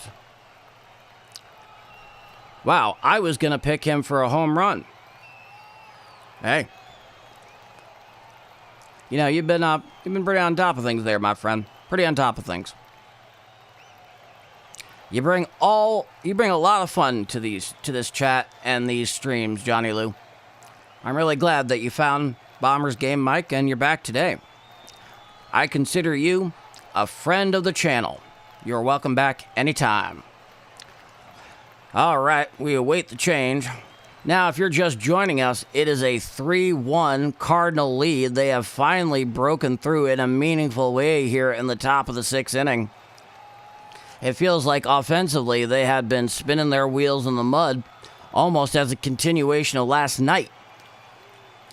However, they seem to be getting it together here in the top of the 6th inning. And at the plate here is Furman down at third base. I mean, honestly, I wouldn't mind going to Burleson here, but that's just Paul talking. It's a righty-righty matchup. Here's a pitch.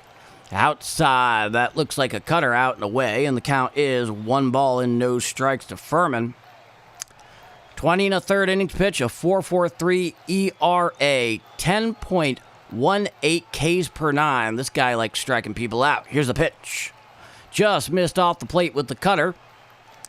A little too high, a little too away, and the count is now 2-0 to Furman. And leading off first down there is Gorman. 1 on, nobody out, top of the 6th inning, 3-1 Cardinals. Here's the pitch. Hit on down the left field line. If it's fair, it's gone. And it is caught right at the top of the wall. The left fielder hauls it on in. Going all the way back to first is Gorman. That's the first out of the inning. Oh, goodness, that was one hell of a play out there and left. My God, how impressive was that by Soderstrom? It's right there out in the corner. He's tracking it all the way to the fence. He jumps, and it didn't look like it would get over, but it would hit the top of the wall. It certainly would have been an extra base hit, and Gorman would have scored from first. However, there's 1 out here in the top of the 6th. Here's the pitch. Sweeper down and away and out of the zone. And the count is 1-0. Yohel Pozo 1 for 2 with a single. Runner on first, 1 out. Langelier setting up outside. Here's the pitch. Foul down the first base side and out of play. And the count is 1-1. Now, if you're just joining us here in the chat, how much longer do you think McGreevy has on the hill? It's a 1-1 count, and here's the pitch. Up and in, four-seam fastball, 93 miles per hour to the righty Pazzo. And there's a righty out in the A's pen. He's getting hot. It's a 2-1 count. Here's the pitch. Hit down the first base side and out of play on a four-seam fastball, 94 miles per hour thigh high, and on the outer third. The count is 2-2. Apparently a very nice play out in the grassy seats there by an A's fan. Digging back in is the righty Pozo. It's a righty-righty matchup. Runner leads off first. Here's a 2-2 pitch. Hit down the third base side, and it is in the corner, and it'll go all the way to the wall. Playing the hop is Soderstrom, and it is a long single there by Pozo, and that'll bring runners on first and third and 1 out here in the top of the 6th inning. Just on that one, it was up and in. Pozo managed to get around on that thing. I think initially he thought it might have been out. It definitely was not. It was a low liner, but it gets all the way to the wall in a couple of hops. Sutterstrom played the carom fairly well, hit the cutoff man supremely well, keeping that one to a very long single. Runner on first and third and one out. It's a 3-1 Cardinal lead in the top of the sixth. Here's the pitch. Swinging strike on a sweeper up and away to the lefty Church, and the count is 0-1. So the Cardinals, they are looking to add on to this lead. They want to nail down a series win before coming back home at Busch Stadium tomorrow night against the Royals. Coming set is Sterner. Here's the 0-1 pitch. Swinging strike on the cutter up and away to the lefty Church. The count is now no balls, 2 strikes. Now, a reasonably deep fly ball here will get the runner in from third. The question is, can Church connect? Here's the pitch. Grounded up the middle, fielded by the shortstop. He steps on second one, on to first, double play. And that'll be the third out of the inning. However, the Cardinals do put a 2-spot up here in the top of the 6th inning. We go to the bottom of the 6th inning. And this is a special Redbirds edition of Bombers Game Mike. Thank you so much for joining me here this afternoon on Getaway Day, the old businessman special, as they called it at one time, and enjoying the Cardinal call on this wonderful May afternoon for baseball. I'm Paul D. This is Bombers Game Mike. And if you're joining me and you've been here and you've been watching a while and you haven't done it already, if you could leave a like here, that really helps a young channel that's still growing. And I want to keep calling games for you and get more Cardinal fans into this. You know, right now, given everything that's going on with trying to watch them on traditional TV, or even, just straight through the internet being needlessly complex for many people and needlessly expensive for many people, if this is a desirable alternative, hey, I'll be here. I'm primarily a Yankees play-by-play channel, but I do live in the St. Louis area with my wife. I moved there 3 years ago, so I'm a transplant local, but she is a native. And when we met, she was a Cardinals fan through and through, and I was a Yankee fan. But the amazing thing is, when we met in September of 2008, the fact of the matter is, through interleague play, the Yankees and the Cardinals had only played each other twice, one at the big stadium in the Bronx in 2002, and then on a weekend set back, I believe, in June of 2005, and then prior to that, it was a World Series in the 1960s, in which the Cardinals won that series. So there wasn't any severe built-in rivalry, and I had a lot of reverence for the Cardinals overall. And she and I embraced each other's teams, and I have a strong affection. Here's the first pitch from McGreevy. Inside, a curveball just off the plate. It was about knee-high. The count is 1-0 to Shea Langoliers. He's 1 for 2. Let's see if he gets that home run there, Johnny Lou. Here's a 1-0 pitch. Sweeper down and away out of the zone. The count is 2-0. Bottom of the 6th inning. 3-1 Redbirds out in Sacramento. It's a righty-righty matchup against the catcher Langoliers. Here's the 2-0. Hit down the third base side and over the head of the infielders. Played on a couple of hops by the left fielder. He throws it on in, so that's a leadoff single by Shea Langoliers here in the bottom of the 6th inning. No home run on that one, Johnny, but he did get on, and it was a solid line drive out there into left field. Played very well. So runner on first and nobody out. 3-1 Redbirds in the bottom of the 6th inning. Now here's the lefty Soderstrom. He's 0 for 2. Throwing over to first is McGreevy. Back easily with the head first slide is Shea Langoliers. Tyler Soderstrom in left field, 0 for 2, grounded out into a double play and flew out. 5 home runs, 20 RBIs, a 199 average so far this year. Now here's the pitch.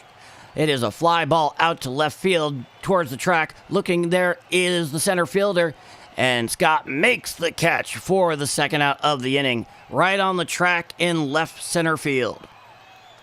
That'll be the first out of the inning. Heading back to first is the runner. And right now, McGreevy has been very economical. The most pitches he's thrown in a single inning was back in the second with 18.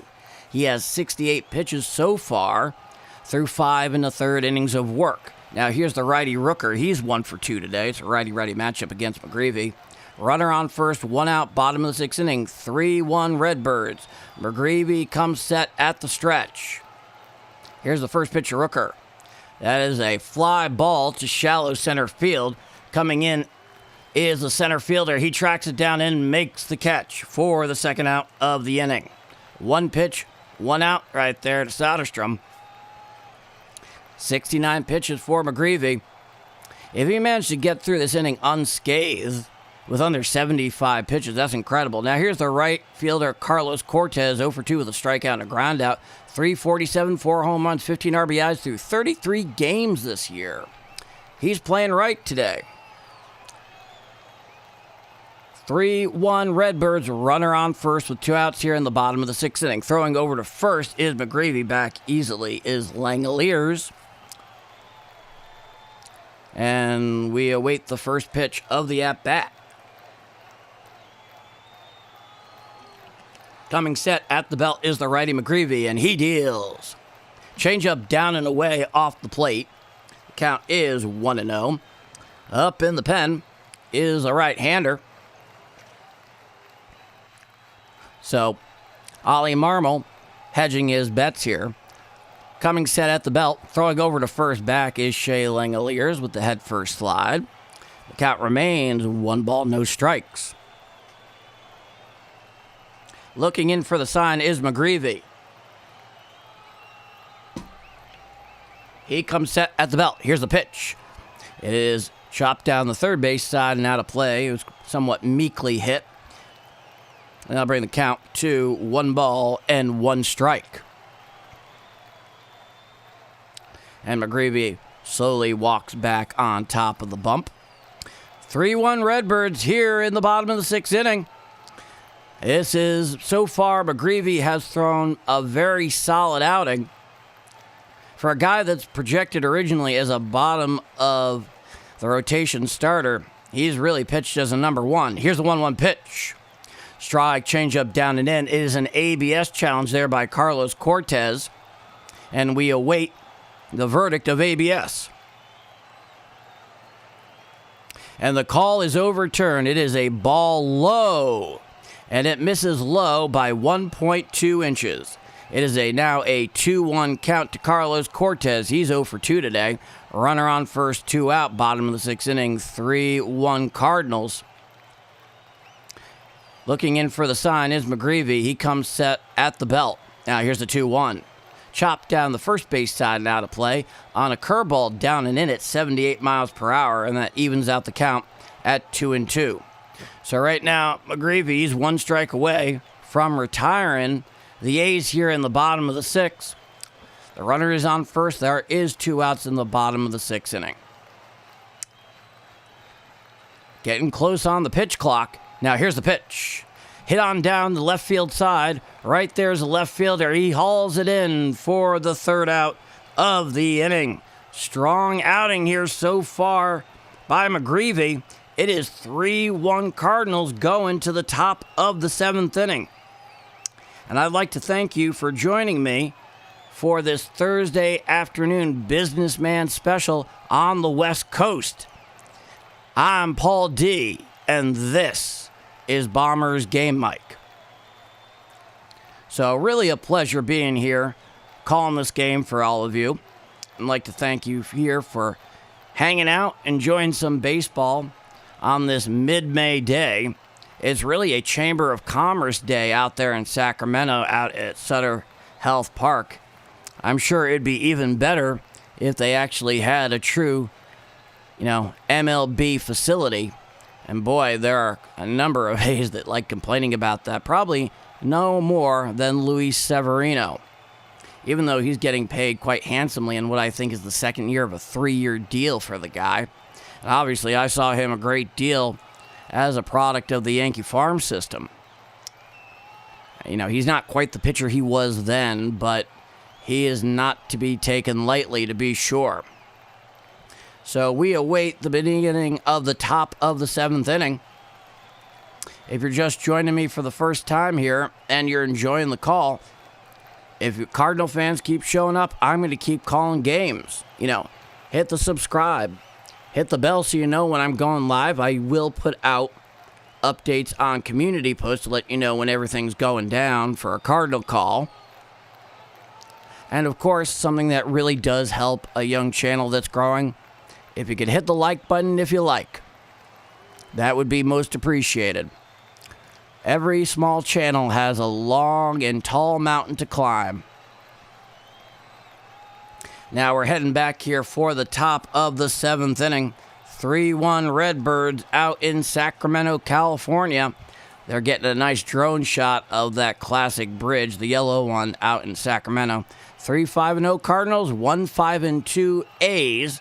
Couple of errors, that's nasty business, I'll tell you what. Brutal stuff. Now here's the righty Mark Leiter Jr., 16 2/3 innings pitch, an 8.10 ERA, a whip of 1.80, and 9.72 Ks per 9. He's a strikeout guy when he can make it happen. Here's the first pitch of Victor Scott. Strike, sinker, outside corner, just below the belt. The count is 0-1 to Victor. It is a righty-lefty matchup. The righty pitcher, Leiter Jr. against the lefty Scott. Here's the pitch. Splitter down and away just off the plate. The count is 1-1. Blue behind the plate is not impressed. And I can't stand in-game interviews with the manager. You never learn anything of interest. Now here's the 1-1. Hit down the first base side and out of play on a curveball down and in. And that'll bring the count to 1-2. Yeah, in-game interviews with the manager, or even sometimes, God forbid, Netflix did this on opening night, in-game interviews with players on the field. Here's the pitch. Foul down the third base side and out of play. I remember they did one with Jazz Chisholm at second in that, less than impressive Netflix opening night. And I just thought it was utterly useless. I couldn't stand it. Will Walker get a single? Let me think about that. Here's the 1-2 pitch. Four-seam fastball down and away, 93 miles per hour, and that is called strike 3. And that's why having these freaking in-game interviews with the manager are ridiculous. A Cardinal challenge, and it shows a ball. So the call is overturned. It missed the lower right half of the strike zone by 0.6 inches, and the count is now 2-2. Get Marmol off the screen. Bring us to the action, for Christ's sake. This is pointless. Now, here's the 2-2 pitch. Curveball down and in, a splitter down and in, 86 miles per hour. That brings the count full at 3-2. With the overturned call, the Cardinals retain their last ABS challenge here in regulation. The A's have both of theirs. It's a full count. Nobody on, nobody out. Top of the 7th inning. Michael McGreevy, 6 innings pitched, 5 hits, 1 run earned, 1 walk, 3 strikeouts so far. Only 74 pitches. Here's the 3-2 pitch. Strike 3 on a cutter on the outside corner, and that'll be the first out of the inning. Honestly, I probably would have challenged that one on the ABS as well. He decided not to go that way. That's the first out of the inning here in the top of the 7th. No. Talking to the manager in-game during play, we learn nothing from it, and it distracts us from what's important, a.k.a. what's actually happening in the game. Can any of you stand that? Here's the pitch. Curveball down and in to the lefty Weatherholt, who's 0 for 2 today. That'll bring the count to 1-0. One out here, nobody on, top of the 7th inning. 3-1 Redbirds out at Sutter Health Park. This is the rubber match. Now here's the 1-0 pitch. Curveball just off the plate. And the count is 2-0, and it is an ABS challenge. It looks like by Shea Langoliers. Now here's the ABS call, and it is indeed a strike. So we go from 2-0 to 1-1. I need McGreevy to get another strike. Shake my head. He probably out next inning too. We'll see. We'll see. It's a 1-1 count here to Weatherholt. Here's the pitch. Hit on out down the right field side and out of play, and that brings the count to 1-2. No, I just hate with the in-game interviews with the manager. They're not going to tell you anything of interest, and it distracts us from the freaking game. I mean, it just comes off as amateurish. It really does. Now, here's the 1-2. And it's a splitter called a ball, challenged immediately by Shea Langoliers. So it'll either be 2-2 or a strikeout. We await the verdict. And it is a strikeout. Called out looking is Weatherholt, and that's the second out of the inning. So the A's win the challenge there, and they still have both of their ABS challenges remaining here in regulation. So Langoliers is done. I think he gets one more at bat here in this game, I would have to imagine. Now here's the catcher, Herrera. He's 0 for 3. Here's the pitch. Strike, sinker right down Broadway, 94 miles per hour from Leiter Jr., and the count is 0-1. Big open stance for the righty Herrera. He clearly likes the ball away. Now here's the pitch. Curveball strike, outside corner, right at the knees, and then I'll bring the count 0-2 to Van Herrera. 14 pitches so far for Leiter. And he deals. Chopped down towards first base, playing it on a couple of hops as the first baseman. He tosses over to Leiter, covering the bag to make the catch for the third out of the inning. So the Cardinals go down in order, and it's seventh inning stretch time. Out in Northern California, Thrive 3-5-0 for the Cardinals, 1-2-2 for the A's, I believe, as we head to the bottom of the seventh inning. And don't worry, I'm not going to do an a cappella Take Me Out to the Ball Game for all of you. I might do an a cappella God Bless America, but at the moment, there's not enough booze in the house to compel me to do it. I mean, he's only thrown, 73, 74 pitches. I mean, he might go to the Marmol might go to the bullpen. There's no question about it. I wouldn't. He's pitching really well. He's been very economical. I see no reason for it personally. Unfortunately, I'm not your manager. I'm your broadcaster today. Heading to the bottom of the seventh inning. We'll see if there's a pitching change here on hand. And if you're enjoying this call of the game, be sure to leave a like. It really helps a small young channel like this grow and really helps the reach so we can bring more Cardinal fans to enjoy the call here on Bombers Game Mic. And I also want to thank you all so much for joining me here this afternoon. If you're back here from your second time after last night, welcome back. We're all friends here. Cardinal fans, A's fans. If you're a cool and you're a baseball fan, you'll always be welcome here. No question about it. Now let's see if they are indeed going to the pen. I'm not sure yet. Let's see what we got. Indeed, they are going to the pen. Stanek. They're bringing in Ryan Stanek, the right-hander, 34 years old. 20 games so far. He's 1-0 with a 6 ERA and 18 innings pitched, 24 strikeouts, a whip of 178. 12 Ks per 9 so far in this campaign. And only a little over a third of batted balls are ground balls. Here's the pitch. Swinging strike. Down and away on a sinker. And that'll bring the count to 0-1 for Stanek. So right now, Ollie Marmol's not playing around. He's going to his best arms, trying to nail this one down. Now here's the pitch. Four-seam fastball down and away in the dirt, 98 miles per hour from Stanek. And the count's 1-1. He definitely is throwing gas that McGreevy was not throwing earlier for sure. It's a righty-righty matchup to Bolt. Here's the pitch. Slider down and away out of the zone to the righty Bolt. The count's now 2-1. Bolt, he's 0 for 2 today. Second major league game in his career. He made his debut last night. Cheers to him. Now here's the 2-1. Chopped off his foot. Out of play on a sinker at 97 miles per hour. And that'll bring the count to 2-2. Stanek is back onto the bump, getting himself comfortable. He sits to the extreme first base side of the rubber. He comes set at the birds. Here's a 2-2. Called strike 3 on a slider on the outside corner for the first out of the inning. Yeah, caught him right there on the observatory on a tight slider on the outer third of the plate, about thigh high.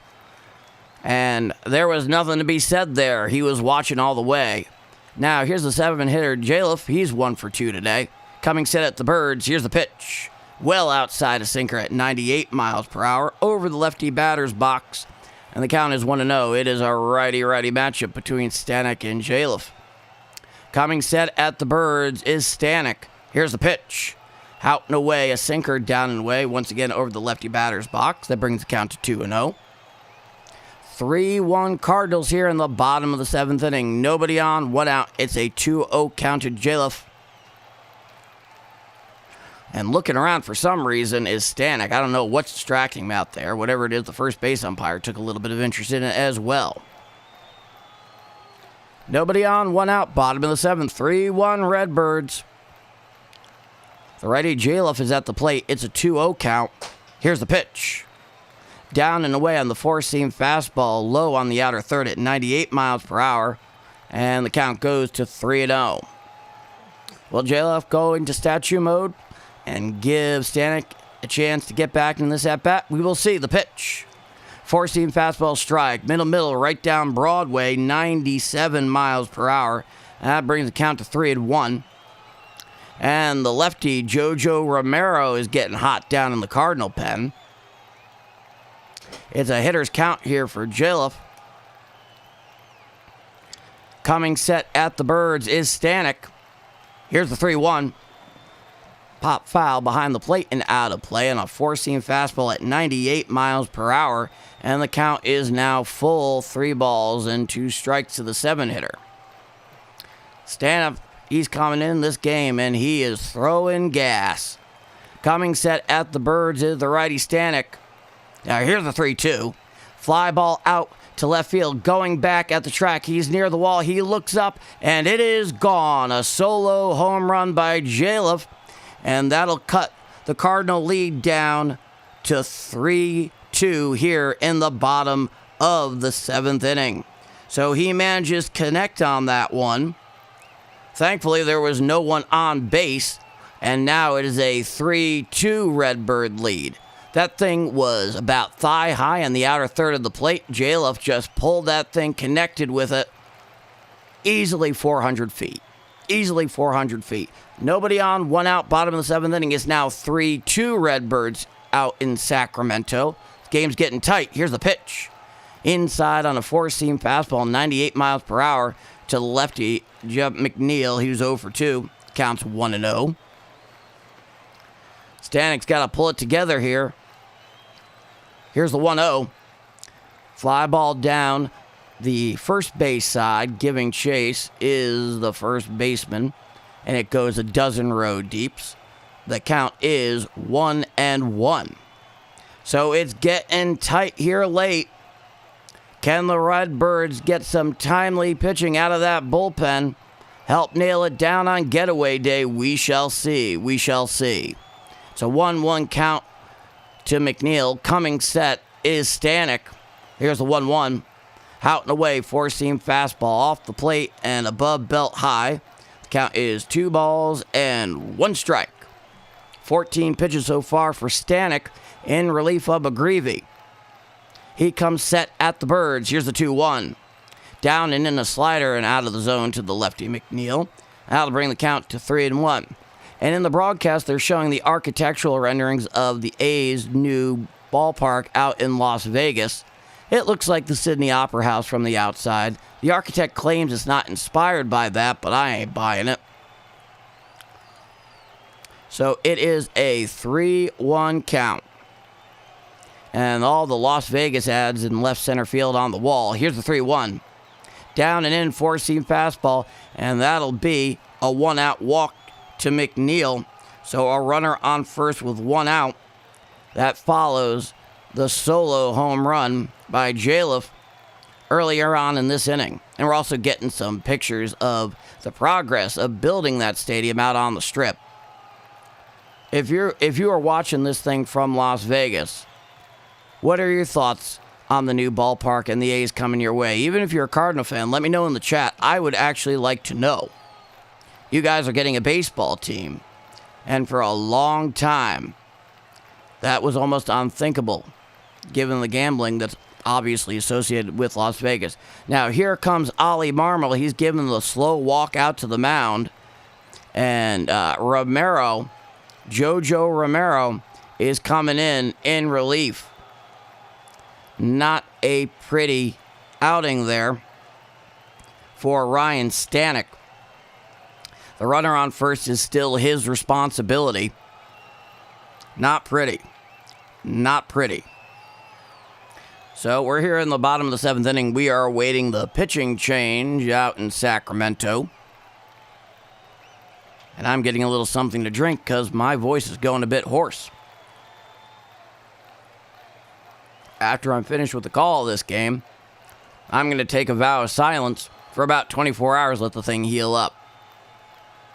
That will not be easy to do. Both my wife and I are big talkers, to say the least. So thank you all so much for joining me here on the Businessman Special on this Thursday afternoon Cardinal baseball, the special edition of Bombers Game Mike.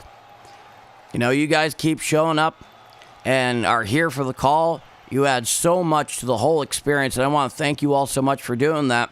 And as I've been saying throughout this call, you guys keep showing up for Cardinal games. I'm going to start calling more and more of them. And, you know, living in St. Charles, I consider it to be, you know, a contribution to the community, since the Cardinals can't get out of their own way with their regional broadcasting rights and making things more complicated and expensive all the time. And if I'm able to even slightly alleviate all of that with a consistent presence where the call is happening at no cost to you, I am more than happy to do that. I'm always happy to help out my St. Louis neighbors. And we're waiting for Jojo Romero, the left-hander, to finish up his warm-up tosses in 20 games, 20 in the third innings pitch. He has a 3.10 ERA, a whip of 1.08, 7.97 strikeouts per 9. His ground ball rate is 45.5%. Inherited runner scores percentage, 16.7. So in these 20 games so far, Jojo Romero, which is a wonderful name to say, it rolls off the tongue perfectly. He's coming in to try to stop this A's offensive charge here in the bottom of the 7th. Now, here's the first pitch. Inside and off the plate. The count is 1-0. That was a sinker. Colby Thomas, the right-hander, he's up. He's batting .346 on the year.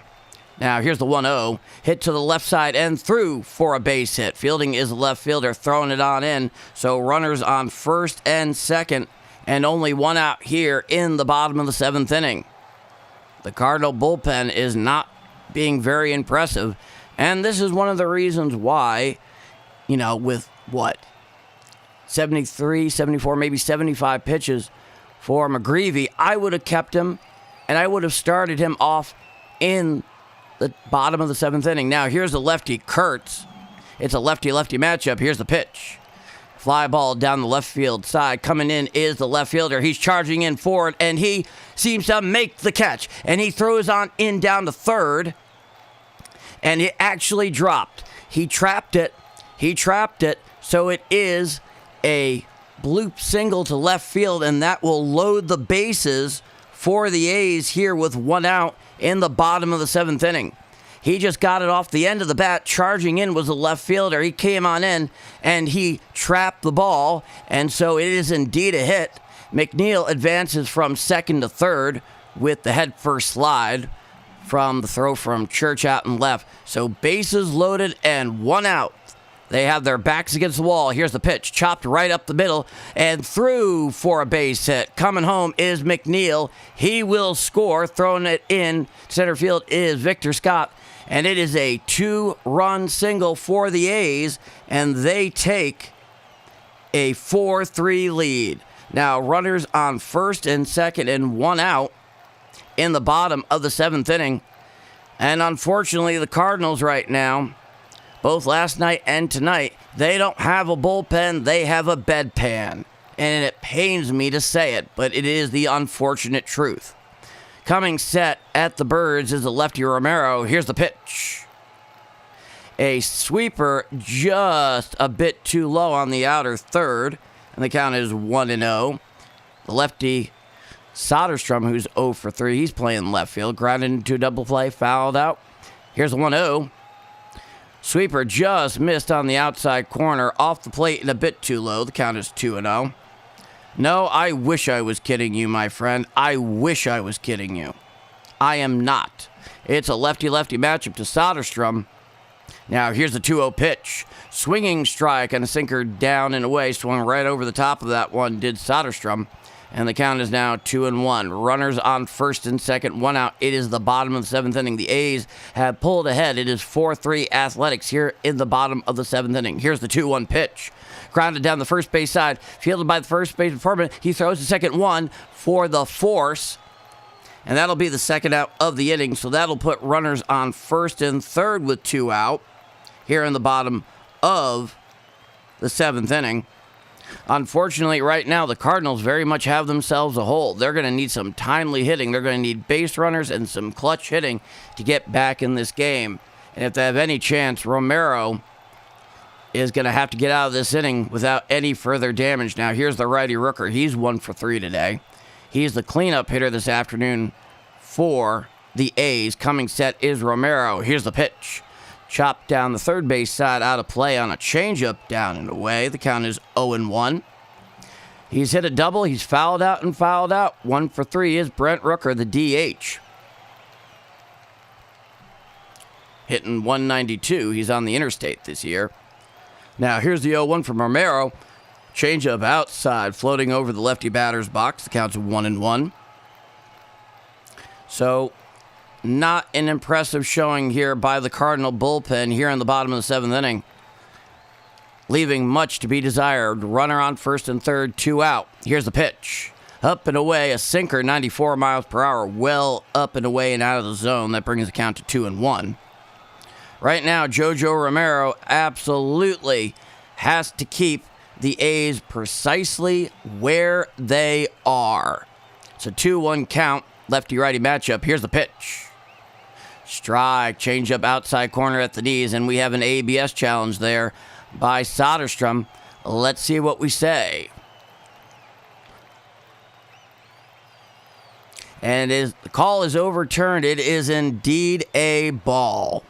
So that brings the count to 3-1 on the righty Rooker. Correction, Rooker is the one who requested the ABS challenge. Runners on first and third, two out, 4-3 A's, bottom of the seventh. It's a 3-1 count. Here's the pitch. Ball 4 on a sweeper on the outside corner, just missed the plate, and that'll load the bases here in the bottom of the seventh. So the pond is full of ducks here for the A's in the bottom of the seventh. And JoJo Romero, through his 13 pitches so far in relief, absolutely has not exactly impressed anyone. Certainly not me, and I doubt you as well. Little conference going on out on the mound between Herrera and Romero. Now here's the 5-hitter Stanek.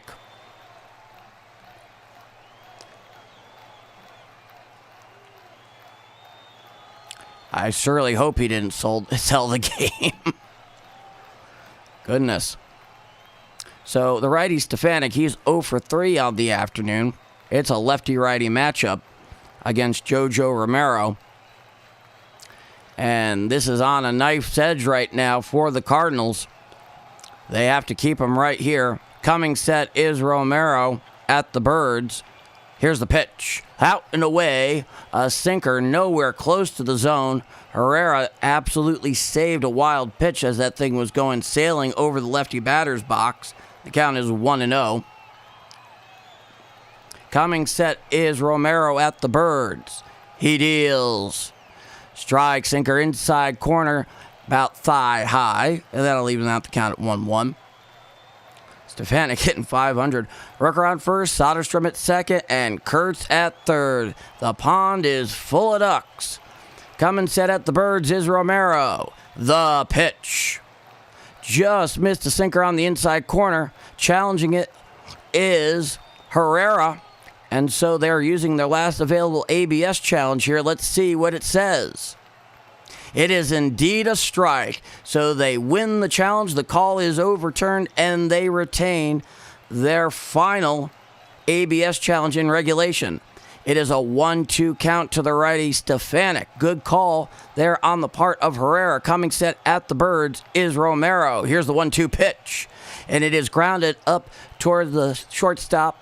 Throws to first in time for the third and final out of the inning.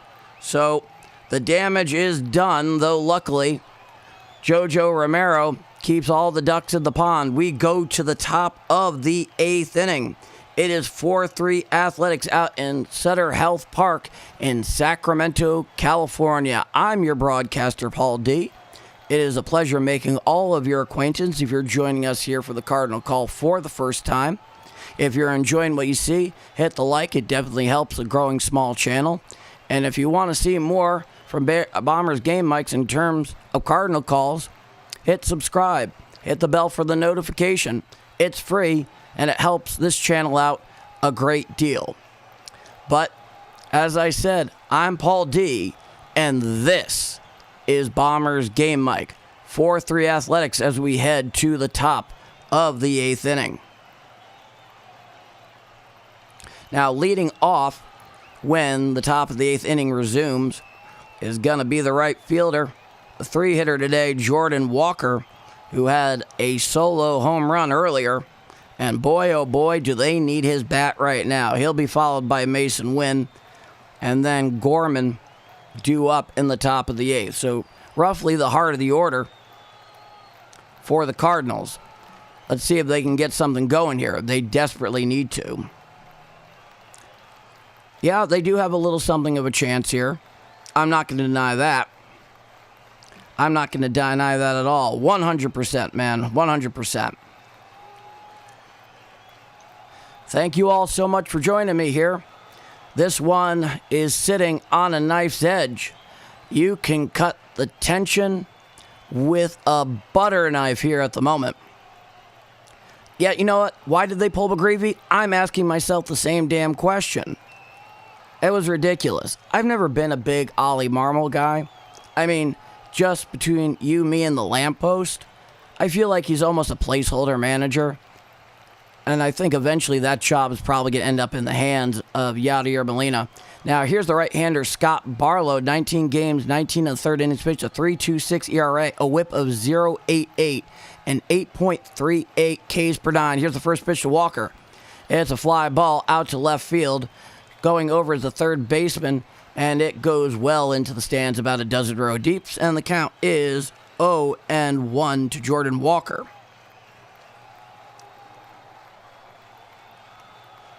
Hey, pray hard, pray often. They need it right now. It's a righty-righty matchup to the righty Walker. And Barlow deals a curveball down and away. Did he check his swing? No, says Blue down the first baseline.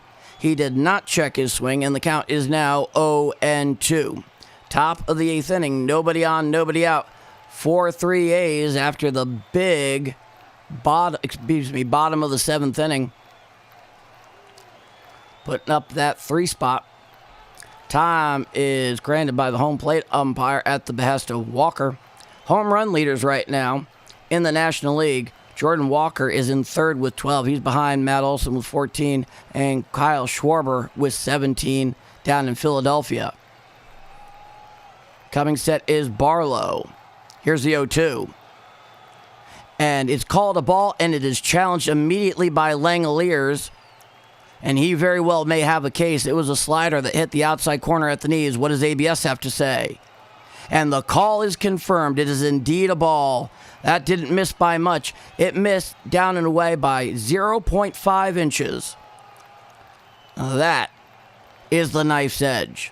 It's a 1-2 count to the righty Jordan Walker. It's a righty-righty matchup. Nobody on, nobody out. It's a 1-2 count in the top of the 8th inning. 4-3 A's. Here's the pitch. And that thing is popped right up. That's a home run in a silo. Underneath it is the shortstop. He makes the catch. And Stefanik secures the first out of the inning. So, not terribly impressive there by Jordan Walker, though in fairness, he has done his part so far today offensively. In addition to playing some premium defense out there in right field. So, 1 on, nobody out, top of the 8th inning. It's 4-3 Athletics. Here's the pitch. Sweeper just missed the outside corner at thigh high, and the count is 1-0 to Mason Wynn. Popped out, walked, and reached on an E1 earlier, back in the 6th. It's a 1-0 count. Here's the pitch. Inside a curveball. Well missed the plate, about belt high, and the count is 2-0 to Mason Wynn. He's 0 for 2 today. Boy, my voice is going right now. That's what happens when you bring energy, folks. Now, here's the 2-0. Hit out to left field. Looking up is a left fielder. He's at the track, and it is over his head, and it bounces off the base of the wall. Running into second is Mason Walker. He slides safely with the 1-out double. That is a clutch double there on the part of Mason Wynn. That was largely, a middle. Let's see on this. I think it was a middle breaking ball. Let's see. Oh, yeah. Yeah, it wasn't a breaking ball. It was a fastball, but middle. He dropped the bat head and went right on over Soderstrom out and left, and it hit the base of the wall, and he manages just to get into second with a sliding double with 1 out. Runner on second, 1 out, top of the 8th inning. It's 4-3 A's. They have a runner in scoring position. Now, here's the lefty Gorman. Here's the pitch. Hit to the right side, and it is foul. Just went foul, slicing down the right field line, and the count is 0-1.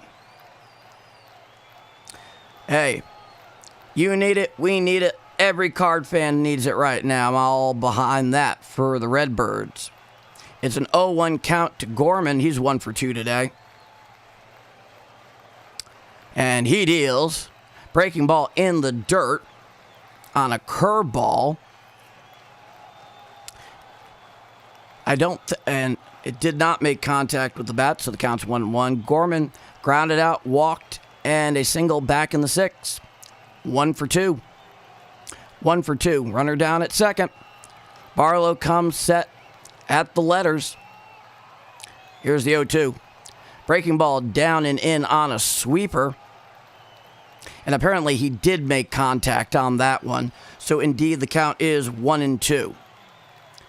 The camera work is all over the place here on this broadcast. It's quite frustrating, to say the least. Here's the 1-2 pitch. And that is popped straight up in shallow center field. Coming in is the left fielder. Center fielder calls it, and he nearly collides. Is the center fielder and left fielder, but they pull it in for the second out of the inning. So, in order to tie this game, the only way you're going to get Mason Wynn in is either on a hit or an error. So that was definitely coming up short there. Right at the time when the Cardinals seriously need some clutch hitting. Runner on second with 2 out in the top of the 8th inning. It is 4-3 A's in Northern California. Now here's Furman for his 4th at-bat. Langoliers is having a little powwow with Barlow out on the mound. It's just a one-to-one conversation. And dare I say it, is this Alec Burleson? I think it is, as the pinch hitter here. So here's our boy, guys. Alec Burleson is pinch hitting for Furman, which means he'll replace him defensively at first in the bottom of the 8th. It's his first at-bat of the day, and it'll be a lefty-righty matchup. Can the slugging first baseman for St. Louis put a dent in that A's lead? And the first pitch, and it's popped on out to left field. Right there is the left fielder a few feet in front of the track. He makes the catch for the 3rd out of the inning. So Burleson only sees one pitch and serves it on out to left. You can call that a 7 putout for you wonderful baseball nerds of the audience keeping score. Now we head to the bottom of the 8th inning. This is the Thursday afternoon businessman special Redbirds edition of Bombers Game Mike. I'm Paul D. Thank you all so much for joining me here this afternoon.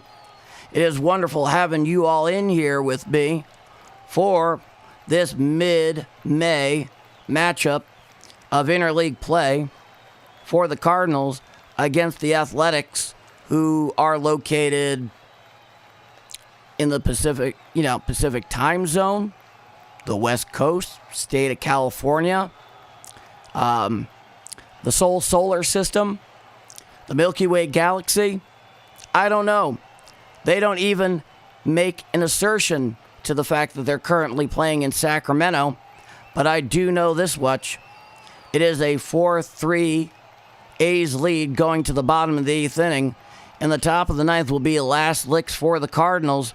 If they have any offensive life, they're going to need it there, and they're going to need to keep the A's right here.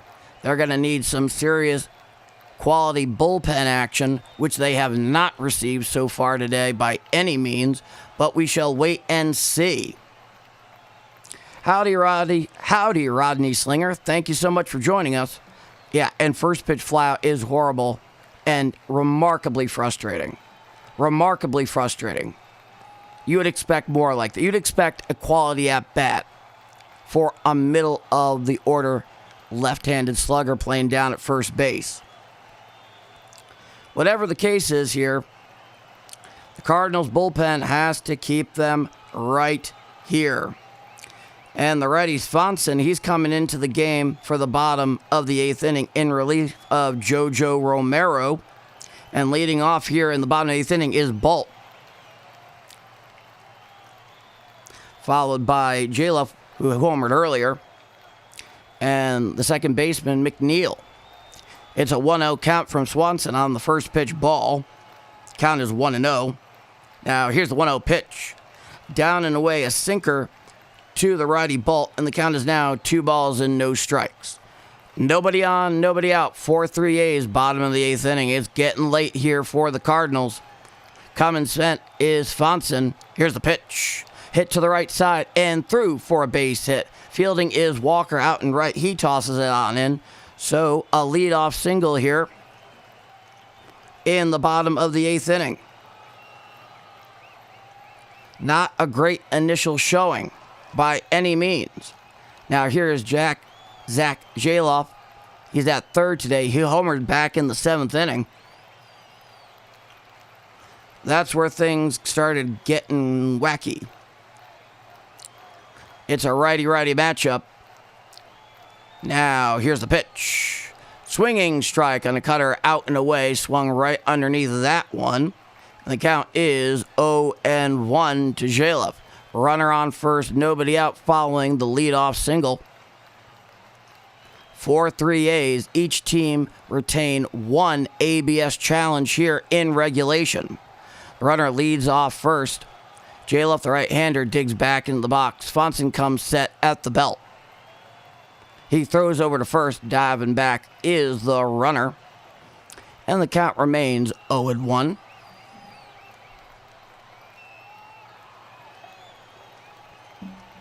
Jalef is back in the box. Runner leads, takes a healthy lead there off first, no doubt. He's considering the possibility of swiping that bag. Here's the pitch. A sweeper well out and away. Was to the very outer edge of the lefty batter's box, and the count is 1-1. Runner on first, nobody out, bottom of the 8th inning. 4-3 A's. It's a 1-1 count to the righty Jalef. Now here's the 1-1 pitch. And that is popped on out to shallow right field. Underneath it is Vanderholt. And that'll be the first out of the inning. There's a timely pop out there. Swanson manages to record that first out of the inning.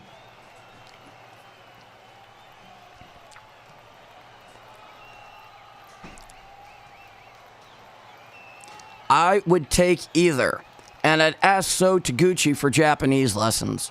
100%. And yeah, that'd be great if I had color commentary. At least it would take a bit of a rest on my voice. Now, here's the pitch.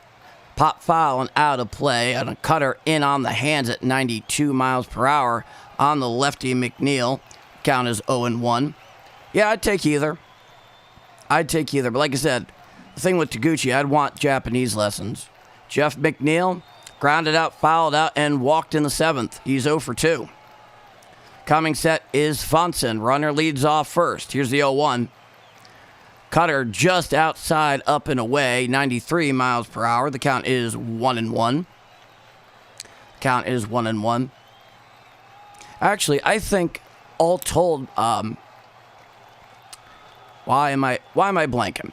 Runner on first, 1 out. Here's the 1-1 pitch. Strike, sweeper outside corner at the knees. It is immediately challenged by McNeil. So they are posing out their final ABS challenge. Let's see what ABS has to say. It is a strike. The call is upheld, and the A's lose their final ABS challenge here in regulation. The Cardinals still have their one remaining. Runner on first with 1 out. It's a 1-2 count to McNeil. Bottom of the 8th inning. 4-3 A's. It's getting late here for the Cardinals. Throwing over to first is Fonson. Back is the runner on the head-first dive. No doubt there. You know, Adam Wainwright, I think, would be a cool color commentary guy for me. I think he and I could have good rapport. I like how he deals with interviews and whatnot. He's very good. The runner takes off towards second. He throws down to second, and he is safe. He's actually a stand-up right there into second base. The throw came in on the right field side on a hop. It got past Wynn, and backing up was the second baseman on that one. So a runner on second, and it appears that it was called a strike. So it is a strikeout of McNeil for the second out of the inning. Now here's the 9-hitter Thomas. Runner on second with 2 outs here in the bottom of the 8th inning. Now here's the pitch. Foul back on a sweeper down and in. Right behind home plate, out of play. The count is 0-1. Well, he stole the bag, but at least they got the out. Yeah, I think Waino would actually be a good color commentary guy for me.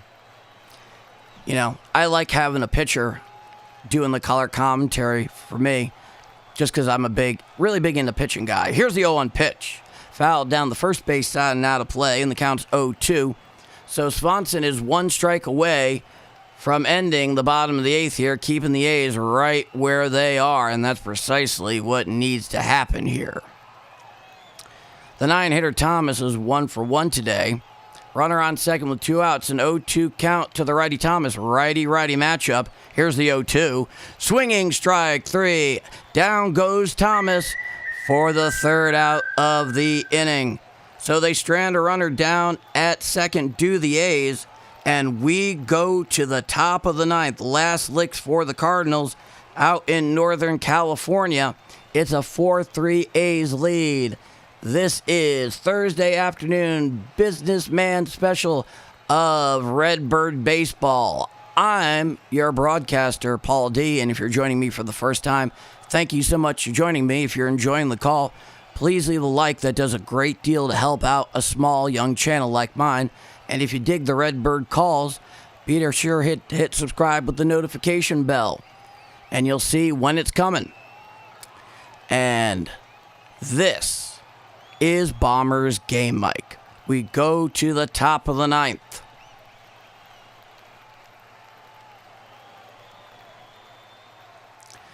We wait and see, folks. We wait and see for what comes next. Can the Cardinals put together some clutch hitting in the top of the 9th, tie this game, or even go ahead? Well, you know what? It won't be a moment too soon, I can tell you that much. I can certainly tell you that much. Leading off for the Cardinals in the top of the 9th is going to be the DH Pozo, followed by the left fielder Church. And third is going to be Victor Scott, manning center field. And we await the top of the 9th inning. Can they do it, folks? Do you have that ray of hope that they can come back here in the top of the 9th on the road and get a series win out in Sacramento, I'd like to see it. I'm sure the Cardinal fans in the audience would like to see it. And no doubt the A's fans in the audience want nothing to do with it, and that's okay. We are back for the top of the 9th inning. Pozo, the DH, he is going to be leading off here for the Redbirds. The right-handed hitter. And they're giving us this big overhead image. Now, from the one, the first pitch. Strike, four-seam fastball, outside corner, 95 miles per hour. Count is 0-1. In the game here for the A's is the righty Perkins. It's an 0-1 count to the righty Pozo. Here's the 0-1 pitch. Just missed a four-seam fastball off the plate, 96 miles per hour. Counts 1-1. Jack Perkins, 16 in the third innings pitch in 11 games. A 3.86 ERA and a 1.22 whip. 12.12 Ks per 9. The pitch. Sweeper just off the plate on the outside corner for a ball. And the count is 2-1 to Pozo.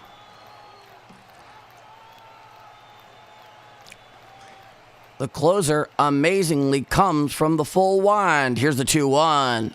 Foul back behind the plate on a four-seam fastball at 96 miles per hour on the outer third. Yoel Pozo, a single, a line out, and a single. 2 for 3 is the DH this afternoon in the 7-hole. Perkins, he looks in for the sign from Langoliers. The closer comes to the full wind. Now here's the 2-2 pitch. Hit down the third base side and into left field for a base hit. So Perkins has a leadoff single here in the top of the 9th inning. That's exactly what the Cardinals need, which is base runners, base runners, base runners. I have no other way to put that. There's no better way to articulate that reality right now for the Cardinals.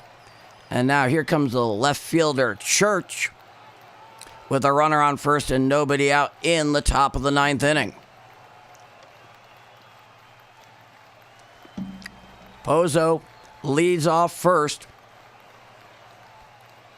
Church is 0 for 3. It's a righty-lefty matchup here. Perkins from the stretch. Here's the first pitch. Up and in, a sweeper about head high over the plate, nowhere close to the zone.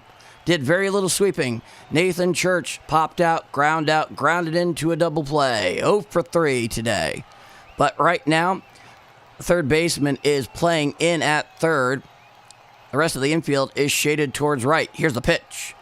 Fouled down the third base side. Given chase is the left fielder, and it goes into the stands about a dozen rows deep. And the count is 1-1 to the lefty Church. You know, in a certain age of baseball, one might ask the 8-hitter to drop a button down here. And there's a pinch runner out there at first. Sagaze. Now here's the pitch. Fouled down the third base side and out of play. Four-seam fastball out and over the plate. The count is 1-2. He's in for Pozo.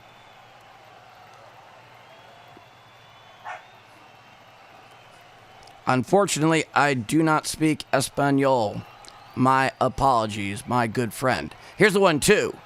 And it is popped on out to deep center field. Underneath it is the center fielder. He makes the catch for the first out here in the top of the 9th. The runner stays right there at first. Victor Scott, the left-hander, he's come in. He hit a solo bombola earlier on in this game. It was a no-doubter, and he gets the big gold chain around the neck. Victor Scott steps in. That's the home run, the solo job back in the 5th. Now, here's the first pitch to Scott. Up and away, four-seam fastball, 96 miles per hour, nowhere near the zone. Counts 1-0. Runner on first with 1 out. This is the last licks for the Cardinals here in the final game of 3. Third baseman playing in. The rest of the infield is shaded towards right. Now, here's the 1-0 pitch. Check swing. Did he go around? Yes, says Blue down the third baseline. The count is 1-1 to Victor Scott. A little bit of clutch hitting from the 9-hitter here. Goes a long way. And the outfielders, center and left, are shaded slightly towards left, and right is straight away. Back towards first is the runner on the toss over to first. The count is 1-1. Sagassi is the pinch runner over at first. Here's the pitch. Check swing. Did he go around the sweeper down and in? Yes, he did. He could not hold his swing, and now the count is 1-2. Yeah, wasn't able to hold his swing on a very similar pitch earlier in the at-bat. Time is granted by the home plate umpire at the behest of Victor Scott. Counts 1-2. Runner on first with 1 out in the top of the 9th inning. 4-3 A's. Not much breathing room left for the Cardinals. Coming set is Perkins. Now here's the 1-2 pitch. Just off the plate, a sinker. Knee high, but it did not get the plate. The count is 2 balls and 2 strikes. 13 pitches so far in this outing for Perkins in this save situation. The righty comes set at the letters. Now here's the 2-2. Check swing. Did he go around the sweeper down and in? No, says Blue down the third baseline. And that brings the count full to 3-2. That was the first time he was able to check that swing on the exact same pitch that he wasn't able to twice earlier in this at-bat. Time is called by the home plate umpire. I'm not entirely sure. There might have been something that came out onto the field, though it is not entirely clear as to what the hell is going on. The righty Perkins is back on the bump. Scott is back into the box. Runner on first, 1 out. It's a full count. Here's the 3-2. Hit on out to left field. Right there is the left fielder. A couple steps back. He makes the catch for the second out of the inning. Sagassi goes on back to first. So this is the final out for the Redbirds here. It stands on the head of the pin. Now here's the second baseman, the left-handed hitting J.J. Weatherholt. Strikeout, walk, ground out, and a strikeout looking back in the 7th. He is 0 for 3 this afternoon. Coming set is the righty Perkins. It's a righty-lefty matchup. Here's the pitch. Out and away, a changeup just missed the outside corner. The count is 1-0 to the lefty hitting second baseman for St. Louis. Runner on first, 2 outs. The righty Perkins comes set at the letters. Here's the 1-0 pitch. Grounded and chopped down the first base side and out of play on a sweeper in. The count is 1-1. Perkins is very aggressive throwing that sweeper in on the hands and down and in to the lefty. And so far, with good reason, it's been very effective. The runner leads off first. It's a 1-1 count, 2 out here in the top of the 9th. Here's the pitch. Check swing. Did he go around the sweeper down and in? No, says Blue down the third baseline. And the count is 2-1. I'll tell you, these left-handed hitters for the Cardinals here, they have been very tempted each and every time that sweeper comes down and in on them from the righty Perkins. Perkins comes set at the chest. It's a 2-1 count. Throws over to first, back to the bag. It's Sagassi. A head first slide. Last thing you want to do is make the final out on a pickoff. It's a 2-1 count to J.J. Weatherholt. Coming set at the letters is Perkins. He holds. Now here's the 2-1 pitch. Swinging over a changeup down and in. Swung right over the top of that one, did Weatherholt. And the Cardinals are now down to their final strike here this afternoon in Northern California. They are down to their final strike. Weatherholt steps back into the box. Sagassi, the pinch runner, he leads off first. It's a 2-2 count. Coming set at the chest is the righty Perkins. The pitch. Fouled down the third base side and out of play on a four-seam fastball out over the plate. 97 miles per hour from Perkins. That was his 20th pitch of this outing. He's 1 strike away from securing a series win for the Athletics. unless Weatherholt has something to say about it with his bat. Now here's the 2-2, and it beans him on the leg, so Weatherholt will go and take his bag. That sweeper he's been throwing down and into the lefties, it just beaned Weatherholt, and now runners are on first and second with 2 outs here in the top of the 9th inning with 2 outs. Where exactly did it get him? Oh, it got him in the lower portion of the hamstring, just above the knee. Really meaty place. Hit him. If you have to hit him at the very right place in that part of the body. There's now a conference on the mound with the pitching coach. Whatever it is they could possibly be discussing. Here comes the righty Herrera, the catcher today. He's 0 for 4. The righty with the big, wide open stance. Clearly likes the ball away. And with a sweeper down and away, unless Perkins fails to locate, that's going to be a very tough pitch. Foul out, couple of ground outs, fielder's choice. He's 0 for 4. He's 0 for 4. Runners on first and second with 2 out in the top of the 9th inning. It is 4-3 Athletics. And now it's a righty-righty matchup. Here's the pitch. Hit to the left side and past a diving third base. Coming around third is the runner. He will score. And the game is now tied all at 4. It is a 4-4 tie on the RBI single by Ivan Herrera. It is some late inning heroics here in the top of the 9th. Out in Sacramento, California. Clutch hitting there by the Cardinals catcher. He hits it on the ground, and it gets by the diving third baseman. The runner comes in all the way from second, and it is a tie ball game out in Sutter Health Park in Northern California. 4-4 here in the top of the 9th. It is still runners on first and second with 2 out, and here comes Jordan Walker.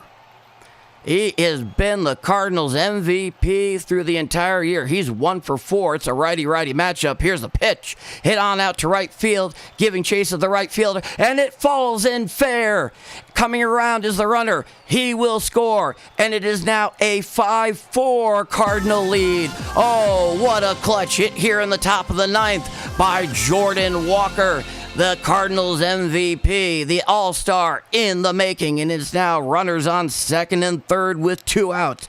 It is now 5-4 Redbirds in the top of the 9th, and now it is their lead to protect. The real question here is, can they pad that lead? Can they get some insurance runs? They have 2 runners in scoring position in the top of the 9th. Now here comes the righty Mason Wynn. He's 1 for 3, and it looks like we got ourselves a pitching change. It's the slow walk out to the mound.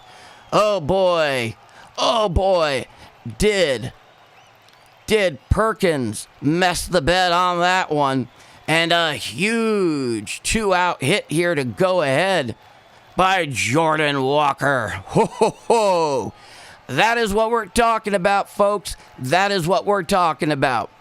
If you like where we are right now, leave a like right here on the stream. It definitely helps me out as a young growing channel, and it lets me know that I should do more Cardinal games, because this is my second one, and it's been even better than the first.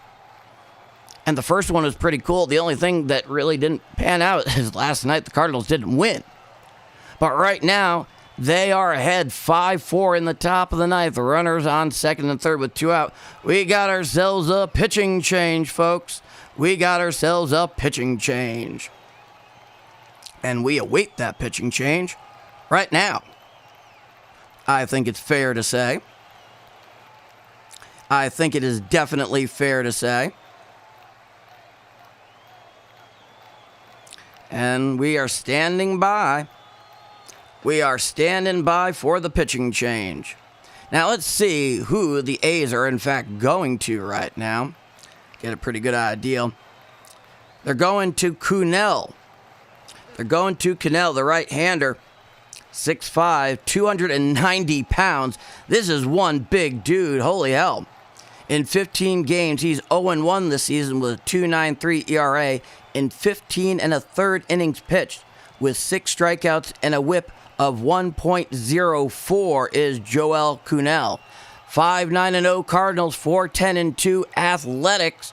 Runners on second and third with 2 out. They still have 2 ducks on the pond, both in scoring position. It's a pretty big deal, I think it's fair to say. And right now, here comes the shortstop, the righty hitting Mason Wynn. Joel Kuhnel, his ground ball percentage is 52% on the dot, and his inherited runner scored has been impressive enough. Here we are, folks. Here we are. Now, here's the first pitch to Wynn. Down and away, a slider and out of the zone. The count is 1-0 to Mason Wynn. Runners on second and third with 2 outs here in the top of the 9th inning. Coming set is Kuhnel. Here's the pitch. Fouled down and out towards the home dugout. The first baseman shading his eyes, and it falls well out of play. And the count is now 1-1 strike. So, a big top of the 9th inning here. A huge top of the 9th inning here, no doubt, for the Redbirds, coming all the way back here in the top of the 9th, down to their last out. Here's the 1-1 pitch.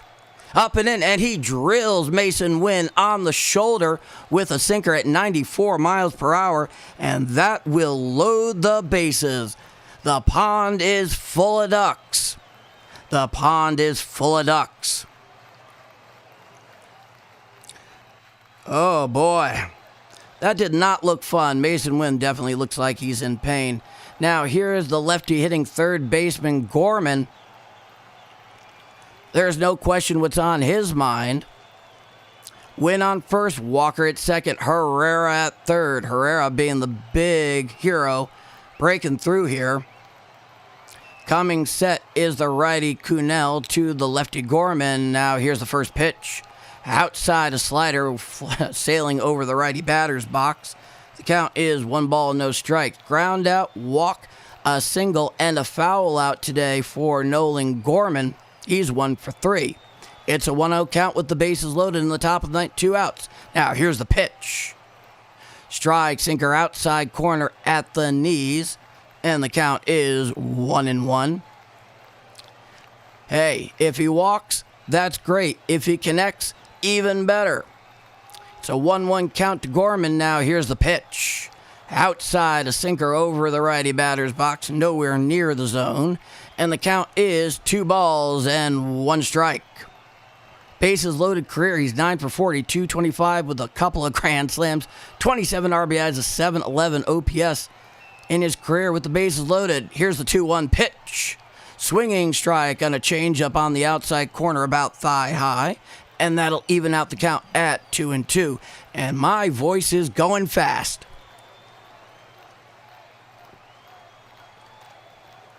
Coming set is the righty Kuhnel.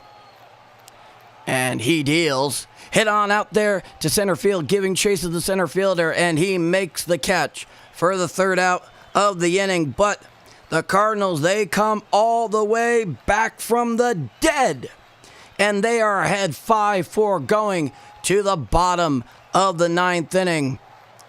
This is Thursday afternoon businessman special Cardinal baseball. It is also a Redbird special edition of Bombers Game Mic. I am your broadcaster, Paul D., a local in the area, a transplant, married to a native, living out in St. Charles. I am on the road at the moment. That is why I am audio only.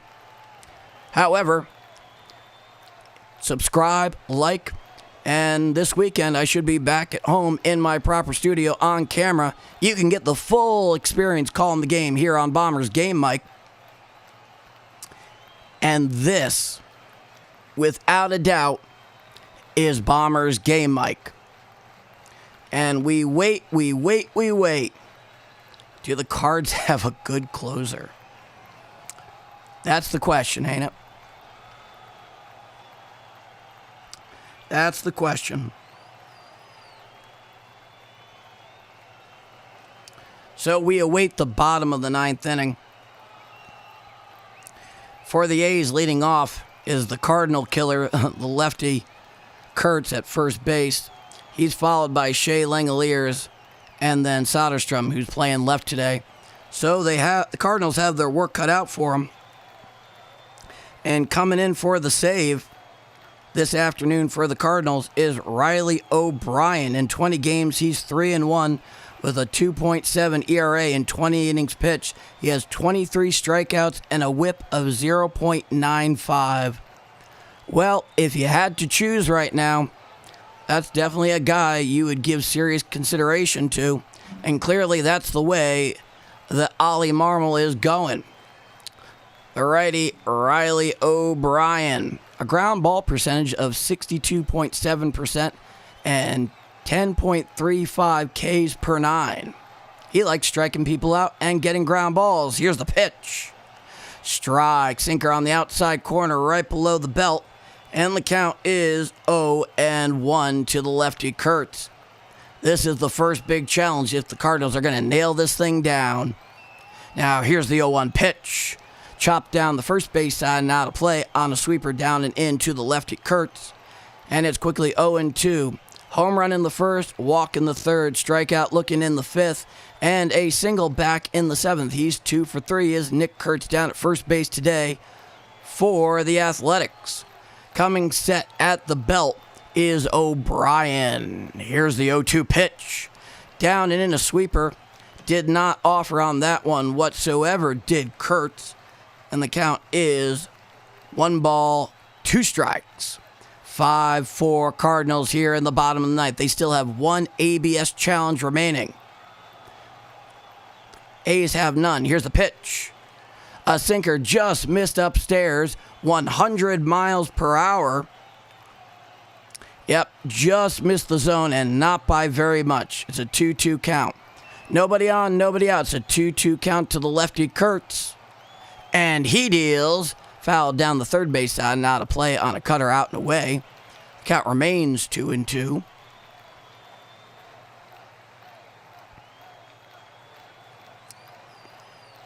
So after this, it's Langoliers and Soderstrom. Now here's the 2-2. Inside and the sweeper. It hit him. And Kurtz is going to go down and take his base. So the leadoff man reaches first on a hit by pitch. A less than desirable beginning here. It almost just got like the fabric on the pant leg above his left knee, but that is definitely enough. Now here's the righty Shea Langoliers. He's 3 for 4 this afternoon. Runner on first with nobody out. It's the bottom of the ninth inning. 5-4 Cardinals.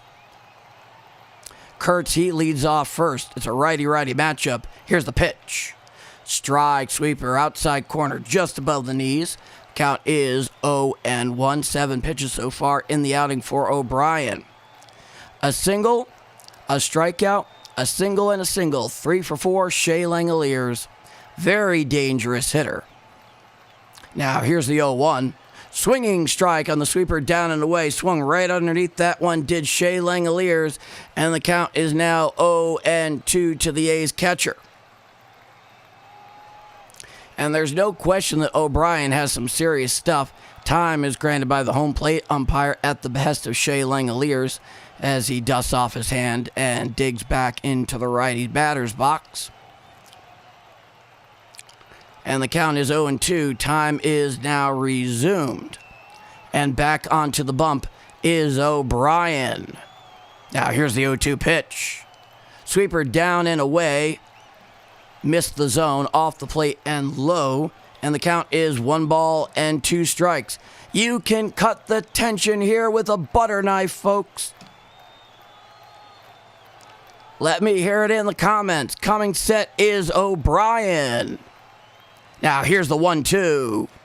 Just missed the outside corner. It is an ABS challenge by Herrera.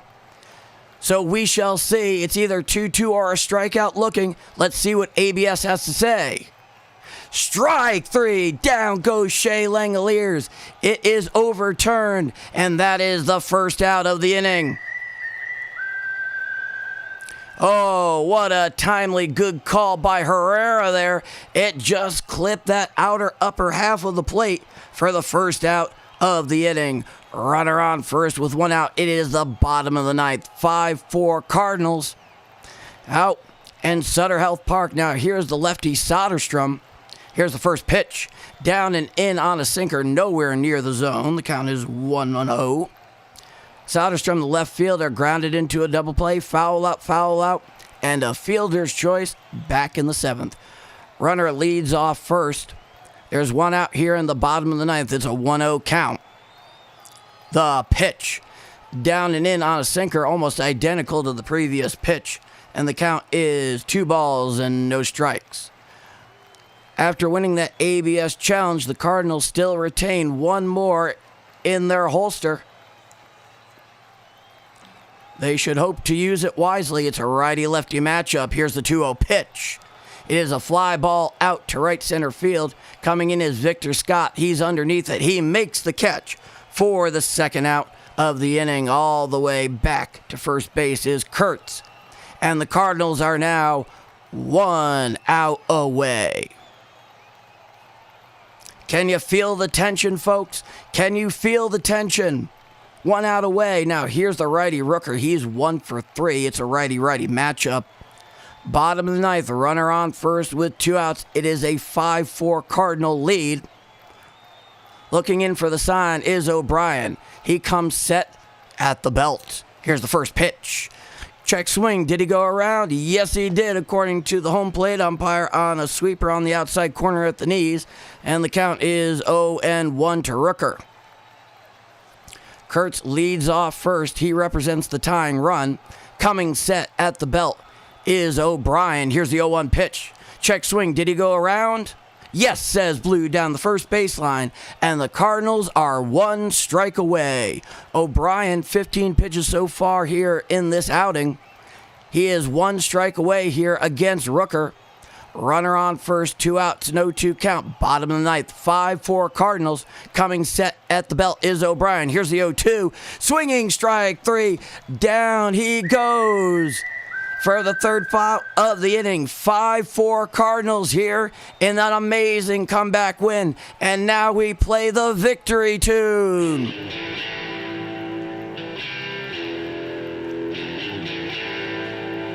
Yeah, take it in, folks. 5-4 is the final out in Sacramento. And the Cardinals nail down the series win. 5-4. Oh, boy. Oh, what a comeback. Oh, an incredible comeback on the part of the Cardinals here this afternoon. Oh, goodness, this one was a mid-May classic out in Northern California. 5-4 is the final with the Redbirds over the A's. So they managed to nail down the series win out in Sacramento. And they come on home to St. Louis for the I-70 rivalry, against the Royals tomorrow night at Busch Stadium. Let's take a look at the start time for tomorrow night. And it looks like it is a 7:15 p.m. Central Time start time at Busch Stadium tomorrow night, hosting the rivals on I-17, the Kansas City Royals. Oh, what a comeback here for the Cardinals. They were down to their final out in the top of the ninth, and they flat out came through. Jordan Walker, number 18, the right fielder, 2 for 5 with a home run, a double, and 2 RBIs. He is putting together his first career year, putting it all together at age 23, and he has definitely been the MVP for the Cardinals here through the first month and a half of the season, and it has been amazing to watch. Oh, they show their cardiac kid genes with this win. Well, 5-4 is the final here. You've been watching a presentation of Bombers Game Mike, and this one is a mid-May classic. I thank you all so much for joining me here today. If this is your first time and you want to see it again, hit subscribe, hit the notification bell so you can see when I go live calling a Cardinal game. I am primarily a Yankee play-by-play channel, but you can bet your booty I'm going to be calling a lot more Cardinal games going forward. So I thank you all so much tonight. hit the subscribe, hit the like if you are pumped for this comeback win on the part of the Cardinals out in Northern California to cap this road trip. Thank you all so much joining me. I'm Paul D., your broadcaster. It is a pleasure to meet your acquaintance if you're joining me for the first time. And we'll see each other again soon, no doubt. 5-4 is the final, and we're going to get one more play of the victory tune before we sign out here. It was an amazingly satisfying win. Thank you, everybody who joined in the chat, everybody here who joined in for the call. The victory tune is Tornado by the group of. This is the Bombers Game Mic victory tune. 5-4 is the final. Thank you so much for joining me. Bombers Game Mic over